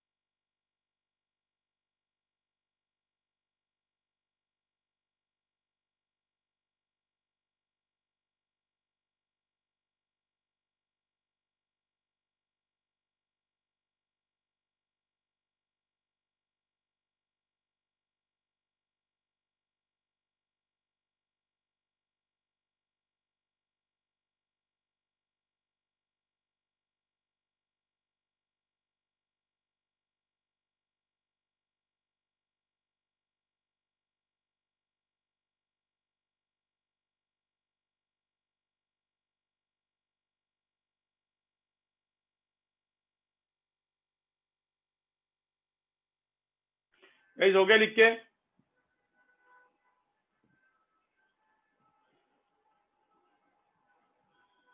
ठीक है, तो अब यहाँ पे देखो गाइस, यहाँ पे देखो, खत्म हो गया।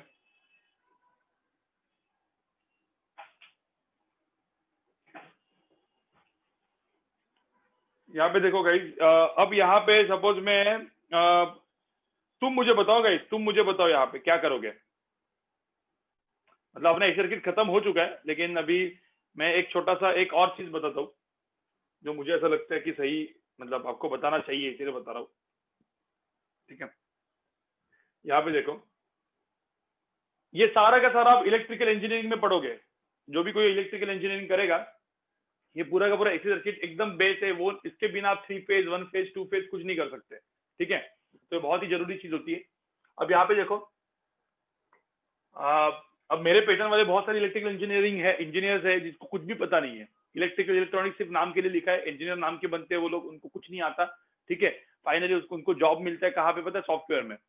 तो 99% लोग सॉफ्टवेयर में जाते हैं, बहुत ही कम लोग कोर में बचते हैं, क्योंकि जिनको इनमें करना होता है। तो आपको भी डिसाइड करना है कोई भी इंजीनियरिंग लेने के पहले कि आपको उसके कोर में जाना है या ऐसे ही मतलब कुछ और करना है। ठीक है, अब यहाँ पे देखो रेजिस्टेंस, कैपेसिटेंस एंड इंडक्टेंस। ठीक है, अब इसको मैंने बैटरी लगा दी, तो मुझे बताओ इसमें तीनों में कॉमन क्या लेंगे? फेजर डायग्राम इसका ड्रॉ करना है, मुझे बताओ इसका फेजर डायग्राम ड्रॉ करना है तो क्या कॉमन लोगे? कि बता पाएगा? यस, इसमें voltage common, potential differences common.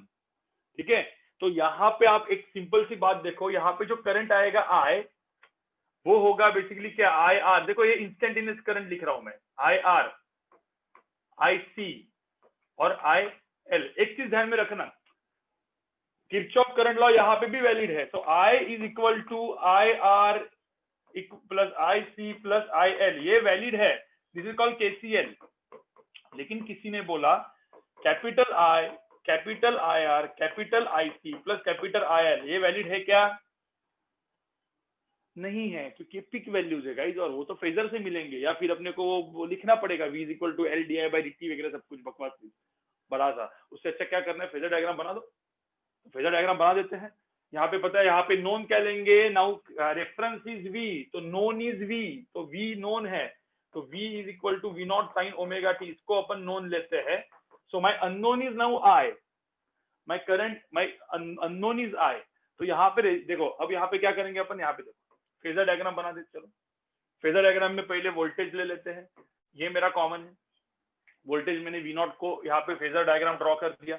अब मुझे बताओ रेजिस्टेंस में से जो करंट जाएगा आई आर, आई सी और आई एल, तो मुझे बताओ, हाँ आई आर रेजिस्टेंस, ये जो होता है ये क्या होता है? सेम फेज में होता है रेजिस्टेंस। सॉरी, आई होप अभी आपको ये सब आ रहा होगा।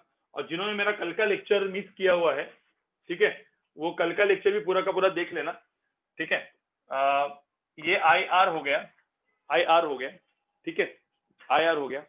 मुझे तो आई एल एन आई सी कैसे होगा? आई एल एन आई सी कैसे होगा बताओ मुझे। करंट क्या होता है? करंट कहाँ पे होता है? करंट कहाँ पे होता है? करंट कैपेसिटर में कहाँ पे होता है? आगे होता है। कैपेसिटर में करंट आगे होता है, वो करंट इंडक्टर में क्या होता है? पीछे होता है, याद है ना? थोड़ा सा ये आप लोग रिवाइज कर लेना बाद में। ठीक है, तो ये 90, ये भी 90 ऐसे होगा। अब यहाँ पे क्या है? करंट के फेजर देखो, I C I L, if I C is greater than I L वगैरह सब कुछ करना पड़ेगा, तो मैं I C is greater than I L ही कर लेता हूँ यहाँ पे। तो ये चीज क्या हो जाएगी? यहाँ पे आई सी माइनस आई एल हो जाएगी, और ये चीज आएगी आई आर। तो यहाँ पे जो मेरा I equivalent which is my I naught होगा, so my I naught is going to be under root of क्या? I C minus I L का स्क्वायर प्लस क्या? आई आर का स्क्वायर। आपको समझ में आ रहा है मैंने क्या लिखा है यहाँ पे? और किसी ने बोला कि भाई आई आर क्या होता है, तो आई आर की वैल्यू यहाँ पे क्या होती है? V naught divide by resistance. किसी ने बोला sir I C minus I L क्या होता है, यहाँ पे अपन लिखते हैं, देखो आई सी क्या होता है? वी नॉट बाय एक्सी, ये लिखना बहुत जरूरी है, V naught by X C. I L क्या होता है? वी नॉट डिवाइड बाय क्या? एक्सएल। समझ में आ रहा है क्या? तो यहाँ से सबको वी नॉट मैंने वो कर लिया, और इसको मैंने ऐसे लिखा, आई नॉट बाई वी नॉट लिखा, तो यहाँ पे अंडर रूट ऑफ क्या आ जाएगा? 1 by XC minus 1 by XL का square plus 1 by R square. आपको समझ में आ रहा है ये चीज? और ये चीज हो जाएगी 1 बाय जेड। ठीक है, तो जेड इसका उल्टा हो जाएगा, मतलब ये हो जाएगा, इसको हम लोग बोलते हैं पैरेलल सर्किट, पैरेलल सर्किट। ठीक है guys, JEE Main and NEET के लेवल पे इतना ही आता है। कभी ये दो पैरेलल आरसी पैरेलल होगा, कभी एलसी पैरेलल होगा, कभी आरएल पैरेलल होगा, या कभी दो सीरीज। ठीक है, सीरीज एंड पैरेलल दोनों का कॉम्बिनेशन नहीं आता। ठीक है, मैं पहले पढ़ा था, कॉम्प्लेक्स मेथड है उसमें, जे ओमेगा वगैरह कॉम्प्लेक्स नंबर मेथड से भी कर सकते हैं उसको, लेकिन वो आता ही नहीं, वो सब इंजीनियरिंग का काम, इंजीनियरिंग में आता है। तो पहले मैं पढ़ा था, मेरे पहले वाले वीडियोस देखोगे आप तो उसमें दिया हुआ है। ठीक है, लेकिन वो सब नहीं आता। ठीक है, हाँ एडवांस में आरसीएल वगैरह का ऐसा फेजर बनाने आ सकता है, लेकिन वो एडवांस में आएगा, तब के तब वो क्वेश्चन अपन कर लेंगे। मुझे बताओ पहले, इतना समझ में आ रहा है किसी सबको? इतना समझ में आ रहा है? चलो इसको भी एक बार जस्ट लिख दो, इसको भी एक बार लिख दो, एक लास्ट का पार्ट यहाँ पे बचा हुआ है। गाइस जो ईएमआई की क्वेश्चन सॉल्विंग है, देखो इलेक्ट्रोमैग्नेटिक इंडक्शन का क्वेश्चन सॉल्विंग मैंने ऑलमोस्ट सब कुछ करवाया था, आधा घंटे के ईएमआई के क्वेश्चन सॉल्विंग करना था मुझे, लेकिन एक काम करते हैं, जो ईएमआई का क्वेश्चन सॉल्विंग अपन कभी बाद में ही कर लेते हैं, ठीक है। अभी आप इतना लिख दो, क्योंकि आपको ना पहले प्रैक्टिस करना है, मेरा सिर्फ क्वेश्चन सॉल्विंग करके कुछ होगा नहीं, ठीक है।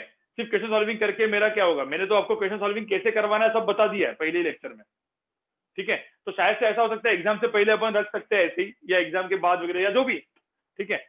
क्योंकि कैसा होता है कि अभी तक आपको कोई प्रैक्टिस नहीं है और मैं क्वेश्चन सॉल्विंग कराऊंगा, क्वेश्चन मैं खुद सॉल्व करूंगा, ठीक है। और ऐसा नहीं है कि पोर्शन खत्म होने के बाद अपन मिलेंगे नहीं, मैं तो अंदर अंदर अंदर अंदर ऐसा कोई एक आध मुझे ऐसा जब मन आएगा तो मैं एक ऐसा ऐसे एक 30-40 क्वेश्चन के आपको एक पेपर शीट दे दूंगा और बोलूंगा एक क्वेश्चन सॉल्व करके और इसका डिस्कशन अपने को करना है, तो ये सब मैं करने वाला हूँ अंदर अंदर। तो अपना टच लास्ट तक रहेगा, ठीक है, मतलब जून जुलाई तक हम लोग टच में रहेंगे। एडवांस वाला तो एकदम अच्छे अच्छे एडवांस वाले क्वेश्चंस भी अपन पूरा का पूरा मैं करवाऊंगा, ठीक है। तो वो तो अंदर अंदर होते रहेगा। ऑफिशियली अपना खत्म हो चुका है। एक छोटा सा पार्ट बचा, पहले लिख दो इसको, लिखो इसको, लिखो इसको, लिखो गाइस।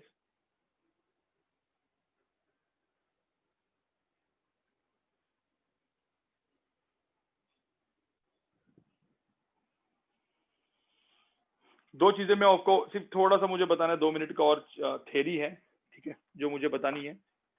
देखो यहाँ पे जरा,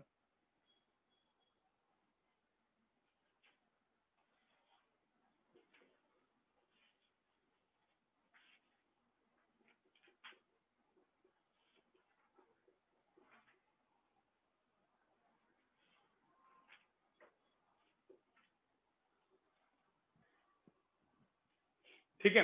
तो गाइस यहाँ पे देखो, ओके, किसी ने कहा, एक मिनट, किसी ने, मनन ने कुछ बोला था, क्या बोला भाई मनन?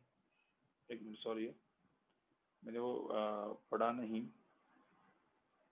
चैट।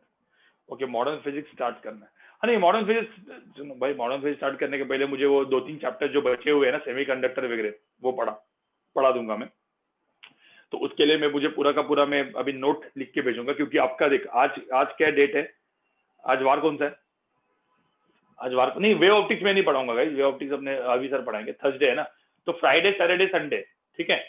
तो वैसे भी कल टेस्ट है, तो फ्राइडे सैटरडे संडे मंडे, ये पूरा का पूरा आपका जो भी आपका टेस्ट का जो शेड्यूल है उसको तो आप पढ़ोगे, लेकिन मैग्नेटिज्म ईएमआई एसी के पूरे क्वेश्चन सॉल्व कर दो, मतलब at least most of the questions, at least solve example तो एचकर्मा के होनी चाहिए, और अल्टरनेट क्वेश्चंस वगैरह होने चाहिए, कुछ पूरा का पूरा सॉल्व करने की जरूरत नहीं, उतना कर दो तो मतलब आपका ईएमआई एसी आप भूलोगे नहीं, मैग्नेटिज्म ईएमआई एसी आप भूलोगे नहीं, ठीक है। यस, मॉड्यूल्स के फिर ऑब्जेक्टिव वो तो करते रहोगे ना, मतलब क्योंकि लंबा प्रोसेस है ना, 2 महीना आपको करना है, तो मॉड्यूल्स के वगैरह क्वेश्चंस वगैरह पहले बेसिक पूरा का पूरा खत्म कर दो, क्योंकि क्या है, टेस्ट में भी कोई अलग पैटर्न मतलब अलग ये पूछेंगे, और अपन अभी जो पढ़ रहे हैं वो अलग पढ़ रहे हैं, तो 2 चीजें आपको पढ़नी है, टेस्ट के लिए भी पढ़ना है और इसके लिए भी पढ़ना है। आप पूरा का पूरा टाइम नहीं डाल सकते ना इसमें, मैग्नेटिज्म ईएमआई एसी के लिए पूरा का पूरा टाइम नहीं डाल सकते आप लोग, तो इसीलिए मैं आपको बोल रहा हूँ डिवाइड करो चीजें, पूरा का पूरा फुल सॉल्व करने की जरूरत नहीं है, आपको जनवरी में पूरा का पूरा सॉल्व करना है। मैंने क्या बोला, इलेक्ट्रोमैग्नेटिज्म आपको पूरे जनवरी में आपको उसके ऊपर कमांड लाना है, धीरे धीरे सॉल्व करके, ठीक है। चलो, एक लास्ट का पार्ट बचा था जिसको हम लोग बोलते हैं पावर, ठीक है। अब पावर जो होती है गाइस, पावर क्या होती है? पावर अपन ने देखेंगे तो बेसिकली इंस्टेंटेनियस पावर देखेंगे, पावर इंस्टेंटेनियस अपन देखेंगे तो स्मॉल वी स्मॉल आई, जो भी कोई भी एक सर्किट होगा, कोई भी, इसको हम लोग ब्लैक बॉक्स बोलेंगे। अब इस ब्लैक बॉक्स में कुछ भी हो सकता है, आरसी आरएल जो भी कुछ भी, और यहाँ पे मैंने एक वोल्टेज जैसे लगाया जिसमें से इधर करंट गया।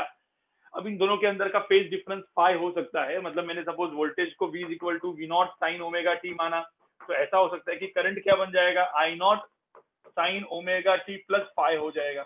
अब सिंपल सी बात है, इसको यहाँ पे डालो, और मैंने को बोला कि मुझे एवरेज पावर निकालना है, तो मैं एवरेज पावर, अब इसको फिर इंटीग्रेट करना पड़ेगा, ठीक है, PDT divide by integration of ये सब कुछ करके आप जब बेसिकली आंसर निकालते हो तो आपको ये आंसर आता है, ठीक है, V naught by root two I naught by root two into cos phi, where the phi is phase difference between voltage and current, and now this is called V RMS, ठीक है। ये हो जाएगा आईआरएमएस और ये हो जाएगा कॉस फाई, ठीक है। तो ये हो जाएगी मेरी एवरेज पावर, तो पावर एवरेज का ये फॉर्मूला होता है, ध्यान में रखना। When power is maximum, power maximum कब होगी बताओ मुझे? जब फाई की वैल्यू क्या होगी? फाई की वैल्यू क्या होगी? 0। When there is no phase difference between voltage and current. और ये कब होता है? When the circuit is purely resistive, या आरएलसी होगा तो रेजोनेंस होना चाहिए। समझ में आ रहा है? समझ में आ रहा है? सर्किट इज प्योरली रेजिस्टिव, या फिर उसमें रेजोनेंस होना चाहिए। तो ये चीज ध्यान में रखना। तो ये रेजिस्टिव सर्किट में ही पावर मैक्सिमम होती है। और फिर किसी ने बोला कि कहाँ पे क्या क्या पावर हो, पहले इसको लिखो, पहले इसको लिखो। मैं एक दो चीजें इस पे बताता हूँ मैं कि क्या होता है। और कभी कभी ना क्वेश्चन में ना, मैं आपको एक क्वेश्चन का एक छोटा सा वो बताता हूँ, एक मिनट रुको, एचसी वर्मा खोलने दो मुझे।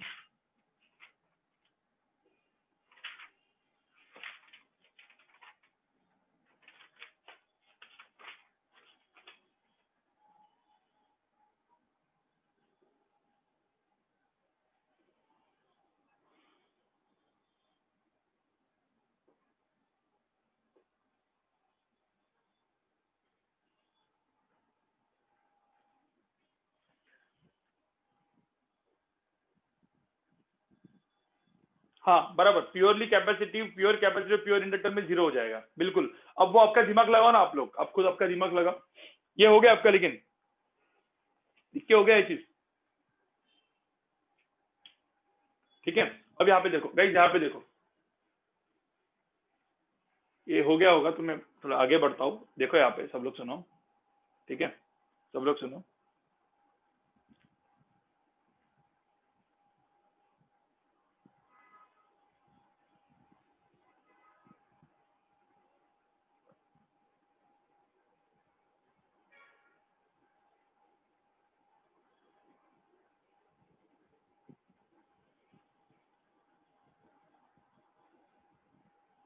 गाइस यहाँ पे देखो, अब जैसे मैंने आपको यहाँ पे बोला पावर एवरेज, एवरेज पावर क्या होती है?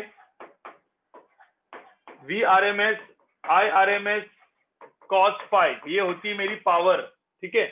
अब ये जो मेरी पावर है, किसी ने बोला कि सपोज मेरा, चलो एक आर एल सर्किट है, आर एल सर्किट है, और इस आर एल सर्किट में कितनी पावर होगी ये पूछा है मेरे को। आर एल सर्किट दिया हुआ है, ठीक है, और लेट्स से ये वोल्टेज दिया है कुछ वी नॉट, ठीक है, ये V naught sine omega T का ये वोल्टेज दिया हुआ है, और बोला है कितना पावर होगा। तो आप मुझे बताओ कितना पावर होगा, यहाँ पे कैसे कैलकुलेट करोगे भाई? वी आर एम एस क्या होता है? V naught by root two, ठीक है। अपने एक मिनट, पहले एक काम करते, रुको, पहले तो मुझे एक बात बताओ। यहाँ पे कोई बोल सकते हैं कि व्हाट इज कॉस फाइव, तो इसके लिए मुझे क्या करना पड़ेगा? कॉस फाइव के लिए मुझे क्या करना पड़ेगा? फटाफट एक अपना फेजर डायग्राम तो पहले बना दो यार। फेजर डायग्राम बनाने के लिए क्या जाता है तुम्हारा, ठीक है।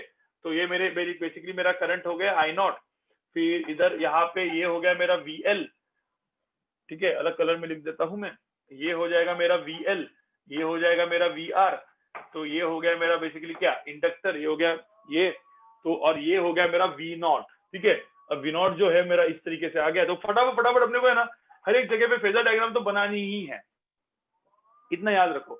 और फिर अपने को पता है वी नॉट क्या होता है। वी नॉट क्या होता है गाइस? बेसिकली अपन ने देखा जाए तो वी नॉट क्या होता है? आई नॉट इंटू क्या होता है? वी नॉट क्या होता है? आई नॉट इंटू जेड होता है। वी आर क्या होता है? आई नॉट इंटू आर होता है। तो बेसिकली आप एक सिंपल सी बात बताओ, यहाँ पे मैंने इस वी आर एम एस को V naught by root two लिखा, तो यहाँ पे I naught by root two होगा, बराबर। और what is cos five? What is cos five? ये फाइव सपोज होगा, तो व्हाट इज कॉस फाइव? कुछ याद करने की जरूरत नहीं। What is cos five? यहाँ पे कॉस फाइव क्या होता है? वी आर डिवाइड बाय क्या? वी आर डिवाइड बाय क्या? तो कॉस फाइव में यहाँ पे लिखता हूँ, कॉस फाइव की वैल्यू हो जाएगी वी आर डिवाइड बाय क्या? वी नॉट, बराबर ना। हाँ, तो किसी को लिखना है तो I naught into R divide by क्या? आई नॉट इंटू क्या आ जाएगा? जेड। समझ में आ रहा है? तो आर अपॉन जेड हो जाएगा, आर अपॉन जेड हो जाएगा। तो ये आई नॉट बाय तो कॉस फाइव की वैल्यू क्या हो जाएगी? R upon Z. अब किसी ने बोला कि सर आई नॉट को क्या लिखेंगे? आई नॉट को क्या लिखेंगे अपन? आई नॉट को क्या लिख सकते हैं? I naught is equal to क्या? वी नॉट अपॉन जेड लिख दो। तो यहाँ पे वी नॉट अपॉन जेड लिखा, तो इसका आंसर क्या आएगा? वी नॉट अपॉन जेड करेंगे तो क्या आएगा? V naught square R into क्या? 2z, बराबर ना, 2z स्क्वायर। कुछ ऐसी आया ना, देखो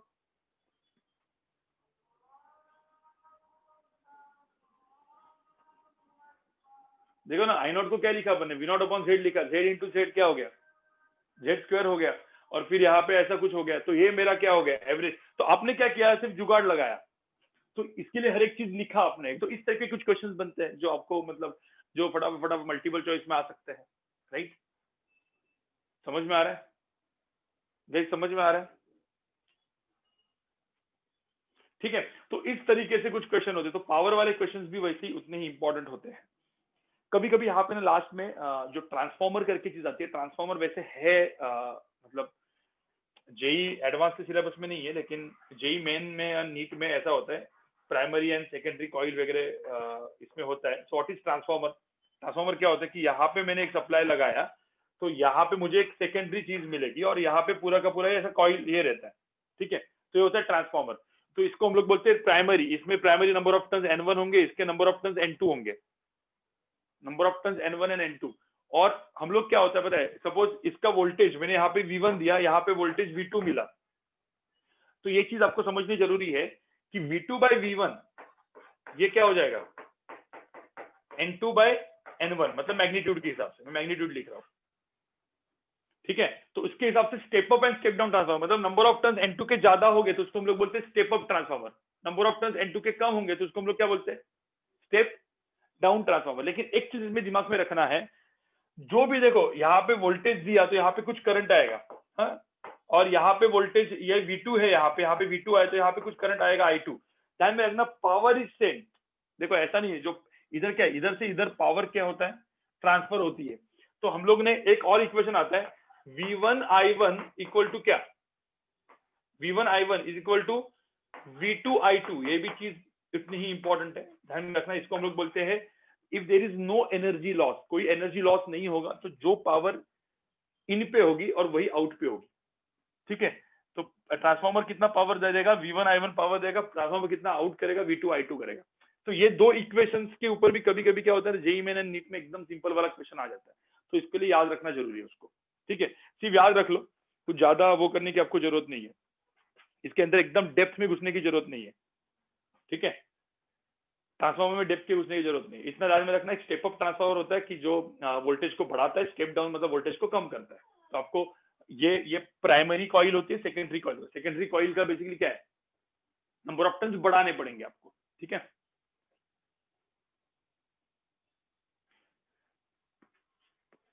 ओके, किसको, ट्रांसफार्मर को रिपीट करना है पहले। चलो इसको पावर को लिखा आपने, पावर को लिख दिया आपने, पावर को लिख दिया आपने, पावर को लिख दिया ना, तो मैं ट्रांसफार्मर बताता हूँ, रुको एक मिनट यहाँ पे। देखो ट्रांसफार्मर एकदम सिंपल वाली चीज होती है। ट्रांसफार्मर के पहले मुझे ऐसा लगता है कि मैंने एक चीज ईएमआई में मैंने निग्लेक्ट कर दी, मैंने ईएमआई में एक चीज जो है वो थोड़ी सी मिस कर दी, जो है म्यूचुअल इंडक्टेंस, ठीक है। तो म्यूचुअल इंडक्टेंस, अच्छा हुआ मैंने ट्रांसफार्मर लिया, नहीं तो सारा म्यूचुअल इंडक्टेंस के ऊपर क्वेश्चन आता, बोलते कि सर आपने तो रिवीजन में करवाया नहीं, ठीक है। तो म्यूचुअल इंडक्टेंस देखो क्या होता है, what is mutual inductance. Mutual inductance ये चीज होती है कि सपोज ये एक मेरी प्राइमरी कॉइल है, ठीक है, प्राइमरी कॉइल में जा रहा है करंट आई, ठीक है। अब देखो, अब मैंने कल ईएमआई कब करवाया था, कल करवाया था। अब देखो तुम लोग को ना कैसे कोई चीज कैसे याद नहीं रखनी है, फटाफट डिराइव करने की। देखो कैसे, मैंने क्या बोला, मैंने कम से कम तो मैग्नेटिज्म में ईएमआई पढ़ा के मुझे 4-5 महीना हुआ होगा, अप्रैल में पढ़ाया था, उसके बाद तो मैंने भी नहीं पढ़ाया किसी को, या मैंने भी कोई क्वेश्चन सॉल्व नहीं किया।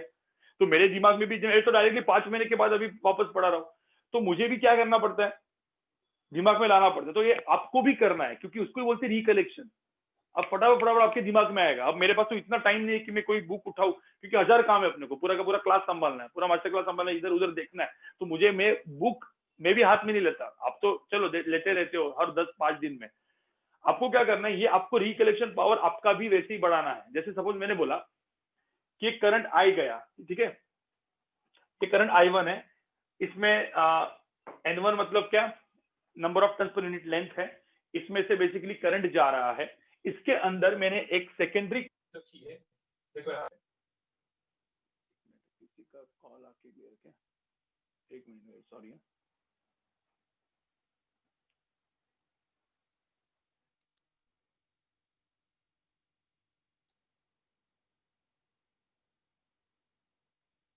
सॉरी हाँ, आवाज मेरा प्रॉपर आ रहा है, आवाज कम हो गया? आवाज अभी मतलब अभी आ गया होगा ना वापस? कम है या थोड़ा कम है?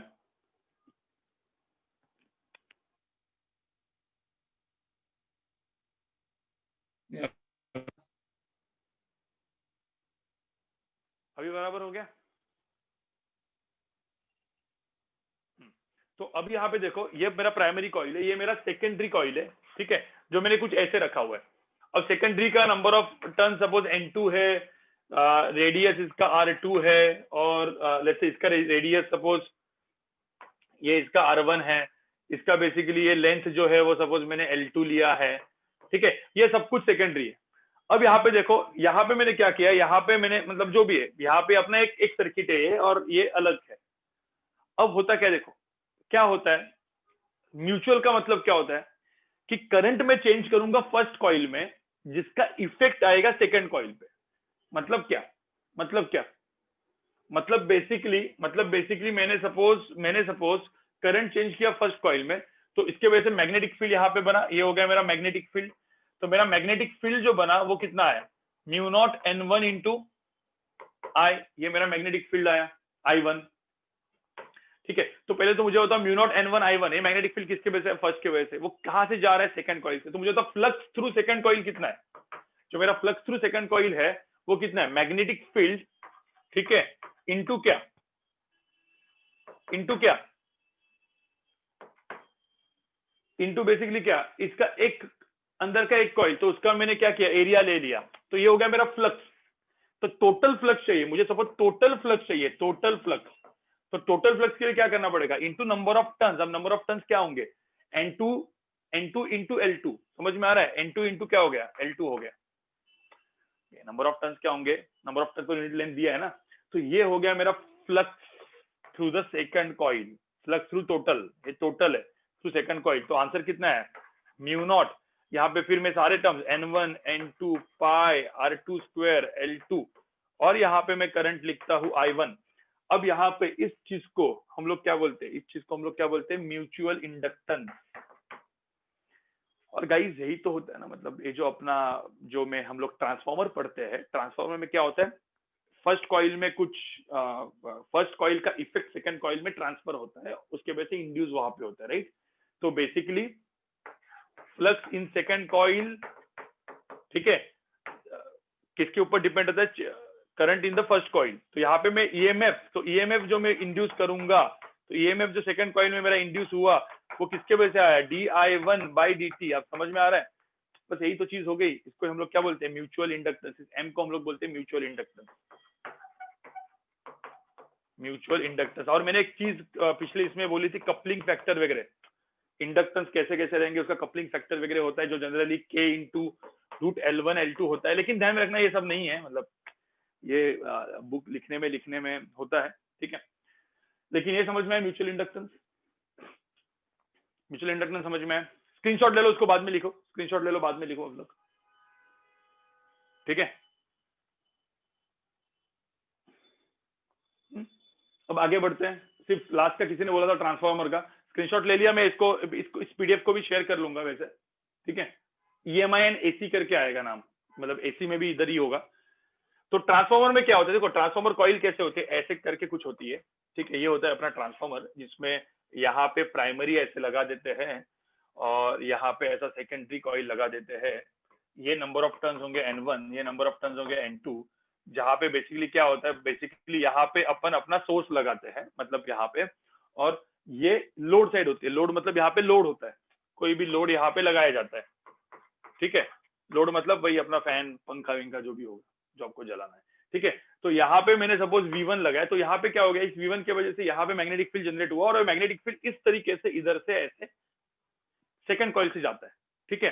अब सेकंड कॉइल से जाने की वजह से क्या होता है, सेकंड कॉइल में भी अपना ईएमएफ इंड्यूस होता है, सेकंड कॉइल में भी अपना ईएमएफ इंड्यूस होता है, ठीक है। अब सिंपल सी बात है कि आप यहाँ पे देखोगे, यहाँ पे देखोगे जो V1 देखेंगे, तो V1 हम लोग देखेंगे, तो इसमें जो चेंज हुआ, लेट्स से मैंने ऐसा किया, ठीक है, जो वोल्टेज क्या होता है, मतलब जो वोल्टेज होगा वो d phi by dt वगैरह होगा। तो आपको अभी याद रखो, आपको क्या याद रखना है कि ये जो वोल्टेज V2 जो जनरेट हुआ यहाँ पे, वो that V2 divide by V1 is equal to क्या होगा, N2 डिवाइड बाई N1, ठीक है, क्योंकि rate of change of flux same होता है। ईएमएफ क्या होता है, D phi by dt, right? तो number of turns into D phi by dt। EMF जो होता है that EMF is proportional to क्या, number of turns into D phi by dt। और यहाँ पे जो वोल्टेज यहाँ पे V2 होगा वो भी N2 D phi by dt। अब दोनों में D phi by dt same ही है, क्योंकि पूरा का पूरा फ्लक्स में यहाँ से यहाँ पे कर रहा हूँ। तो यहाँ पे V1 bye N1 equal to V2 bye N2, ये आया मेरा।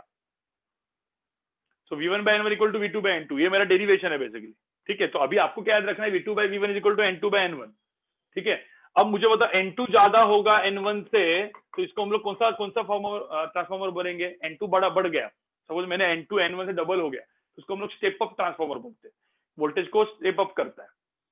और फिर दूसरा क्या होता है, स्टेप डाउन, मतलब सपोज N2 कम हो गया N1 से। अब ये तो एक चीज हो गई, सेकंड चीज क्या हो गई, मुझे बताओ, जो एक बात बताओ, पावर जो एनर्जी होती है, एनर्जी कभी भी बेसिकली क्या होती है, यहाँ से इतनी एनर्जी की उतनी एनर्जी यहाँ पे मिलेंगे ना। ऐसा थोड़ी होगा कि ट्रांसफार्मर में कुछ एनर्जी दी इधर से इधर बढ़ के आ गई, ऐसा कभी नहीं होता।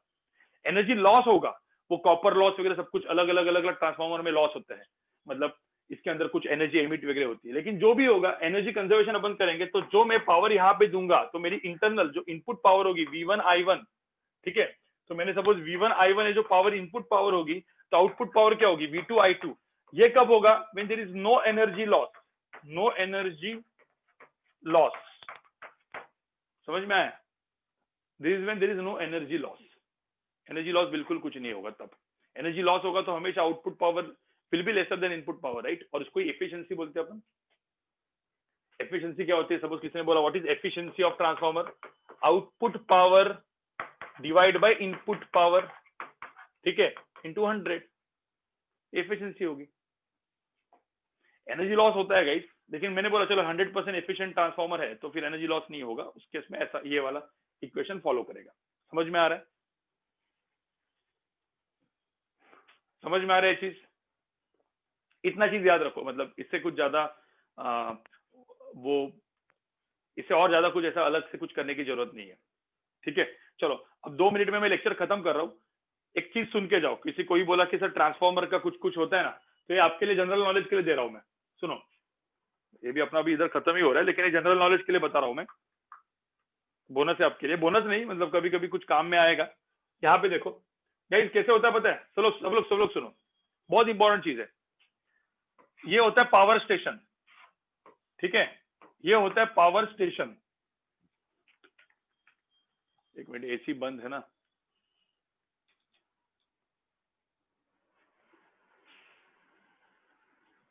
ठीक है। अब ये होता है पावर स्टेशन। आपको पता है पावर स्टेशन में जब वोल्टेज बनता है पावर स्टेशन में गाइस,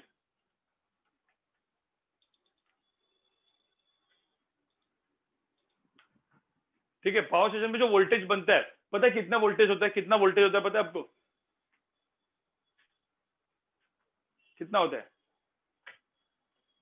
पावर स्टेशन मतलब क्या, जहां पे अपना एसी जनरेटर डीसी जनरेटर है, बहुत बड़ा बड़ा वोल्टेज होता है गाइस, 440 किलो वोल्ट, ठीक है, 220 किलो वोल्ट। अब मुझे बताओ, चलो ऐसा पकड़ लेते हैं, 220 ले लेते हैं अपन ऐसी, 220 किलो वोल्ट मतलब इतना बड़ा वोल्टेज हुआ, ठीक है, इतना बड़ा वोल्टेज हुआ।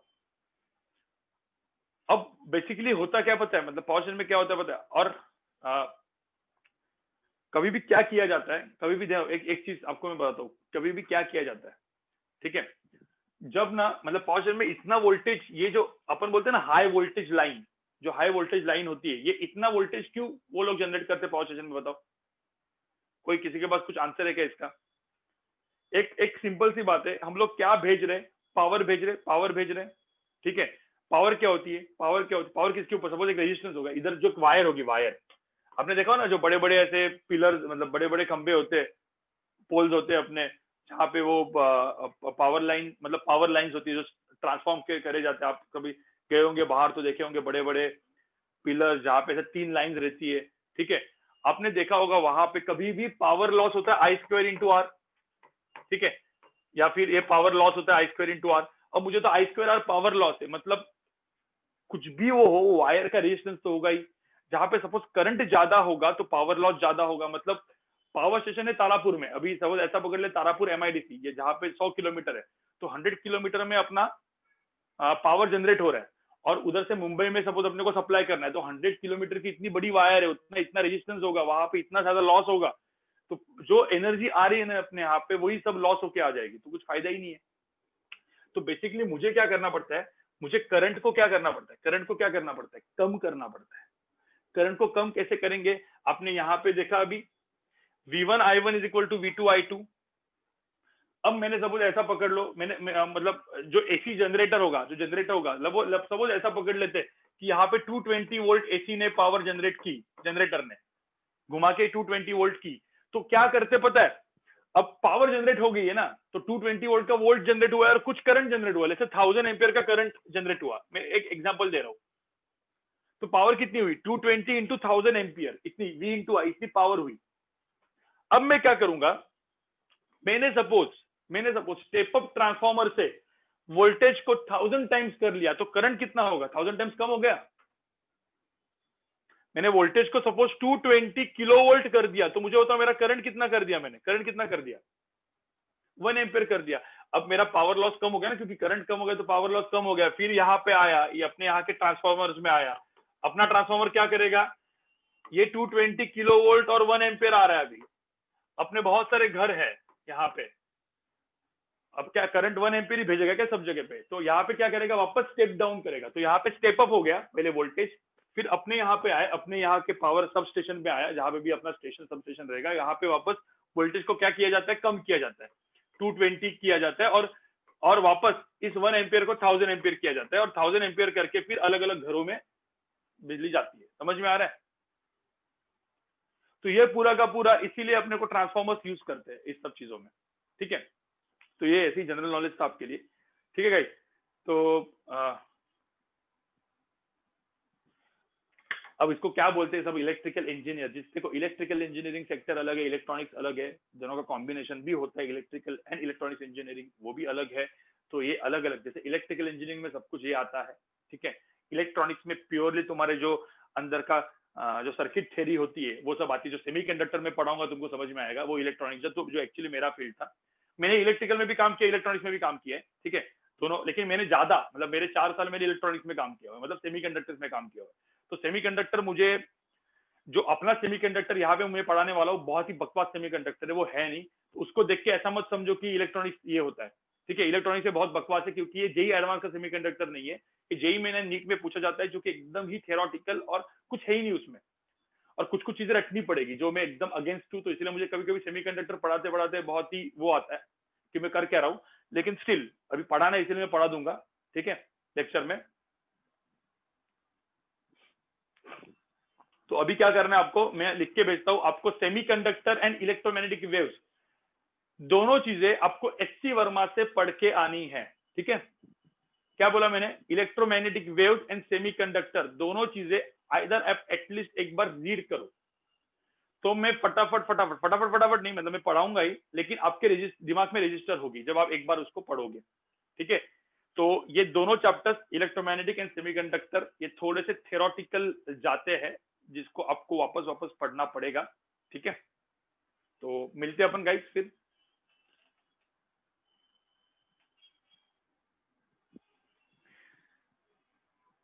अब ठीक है, चलो guys, bye bye guys, bye bye.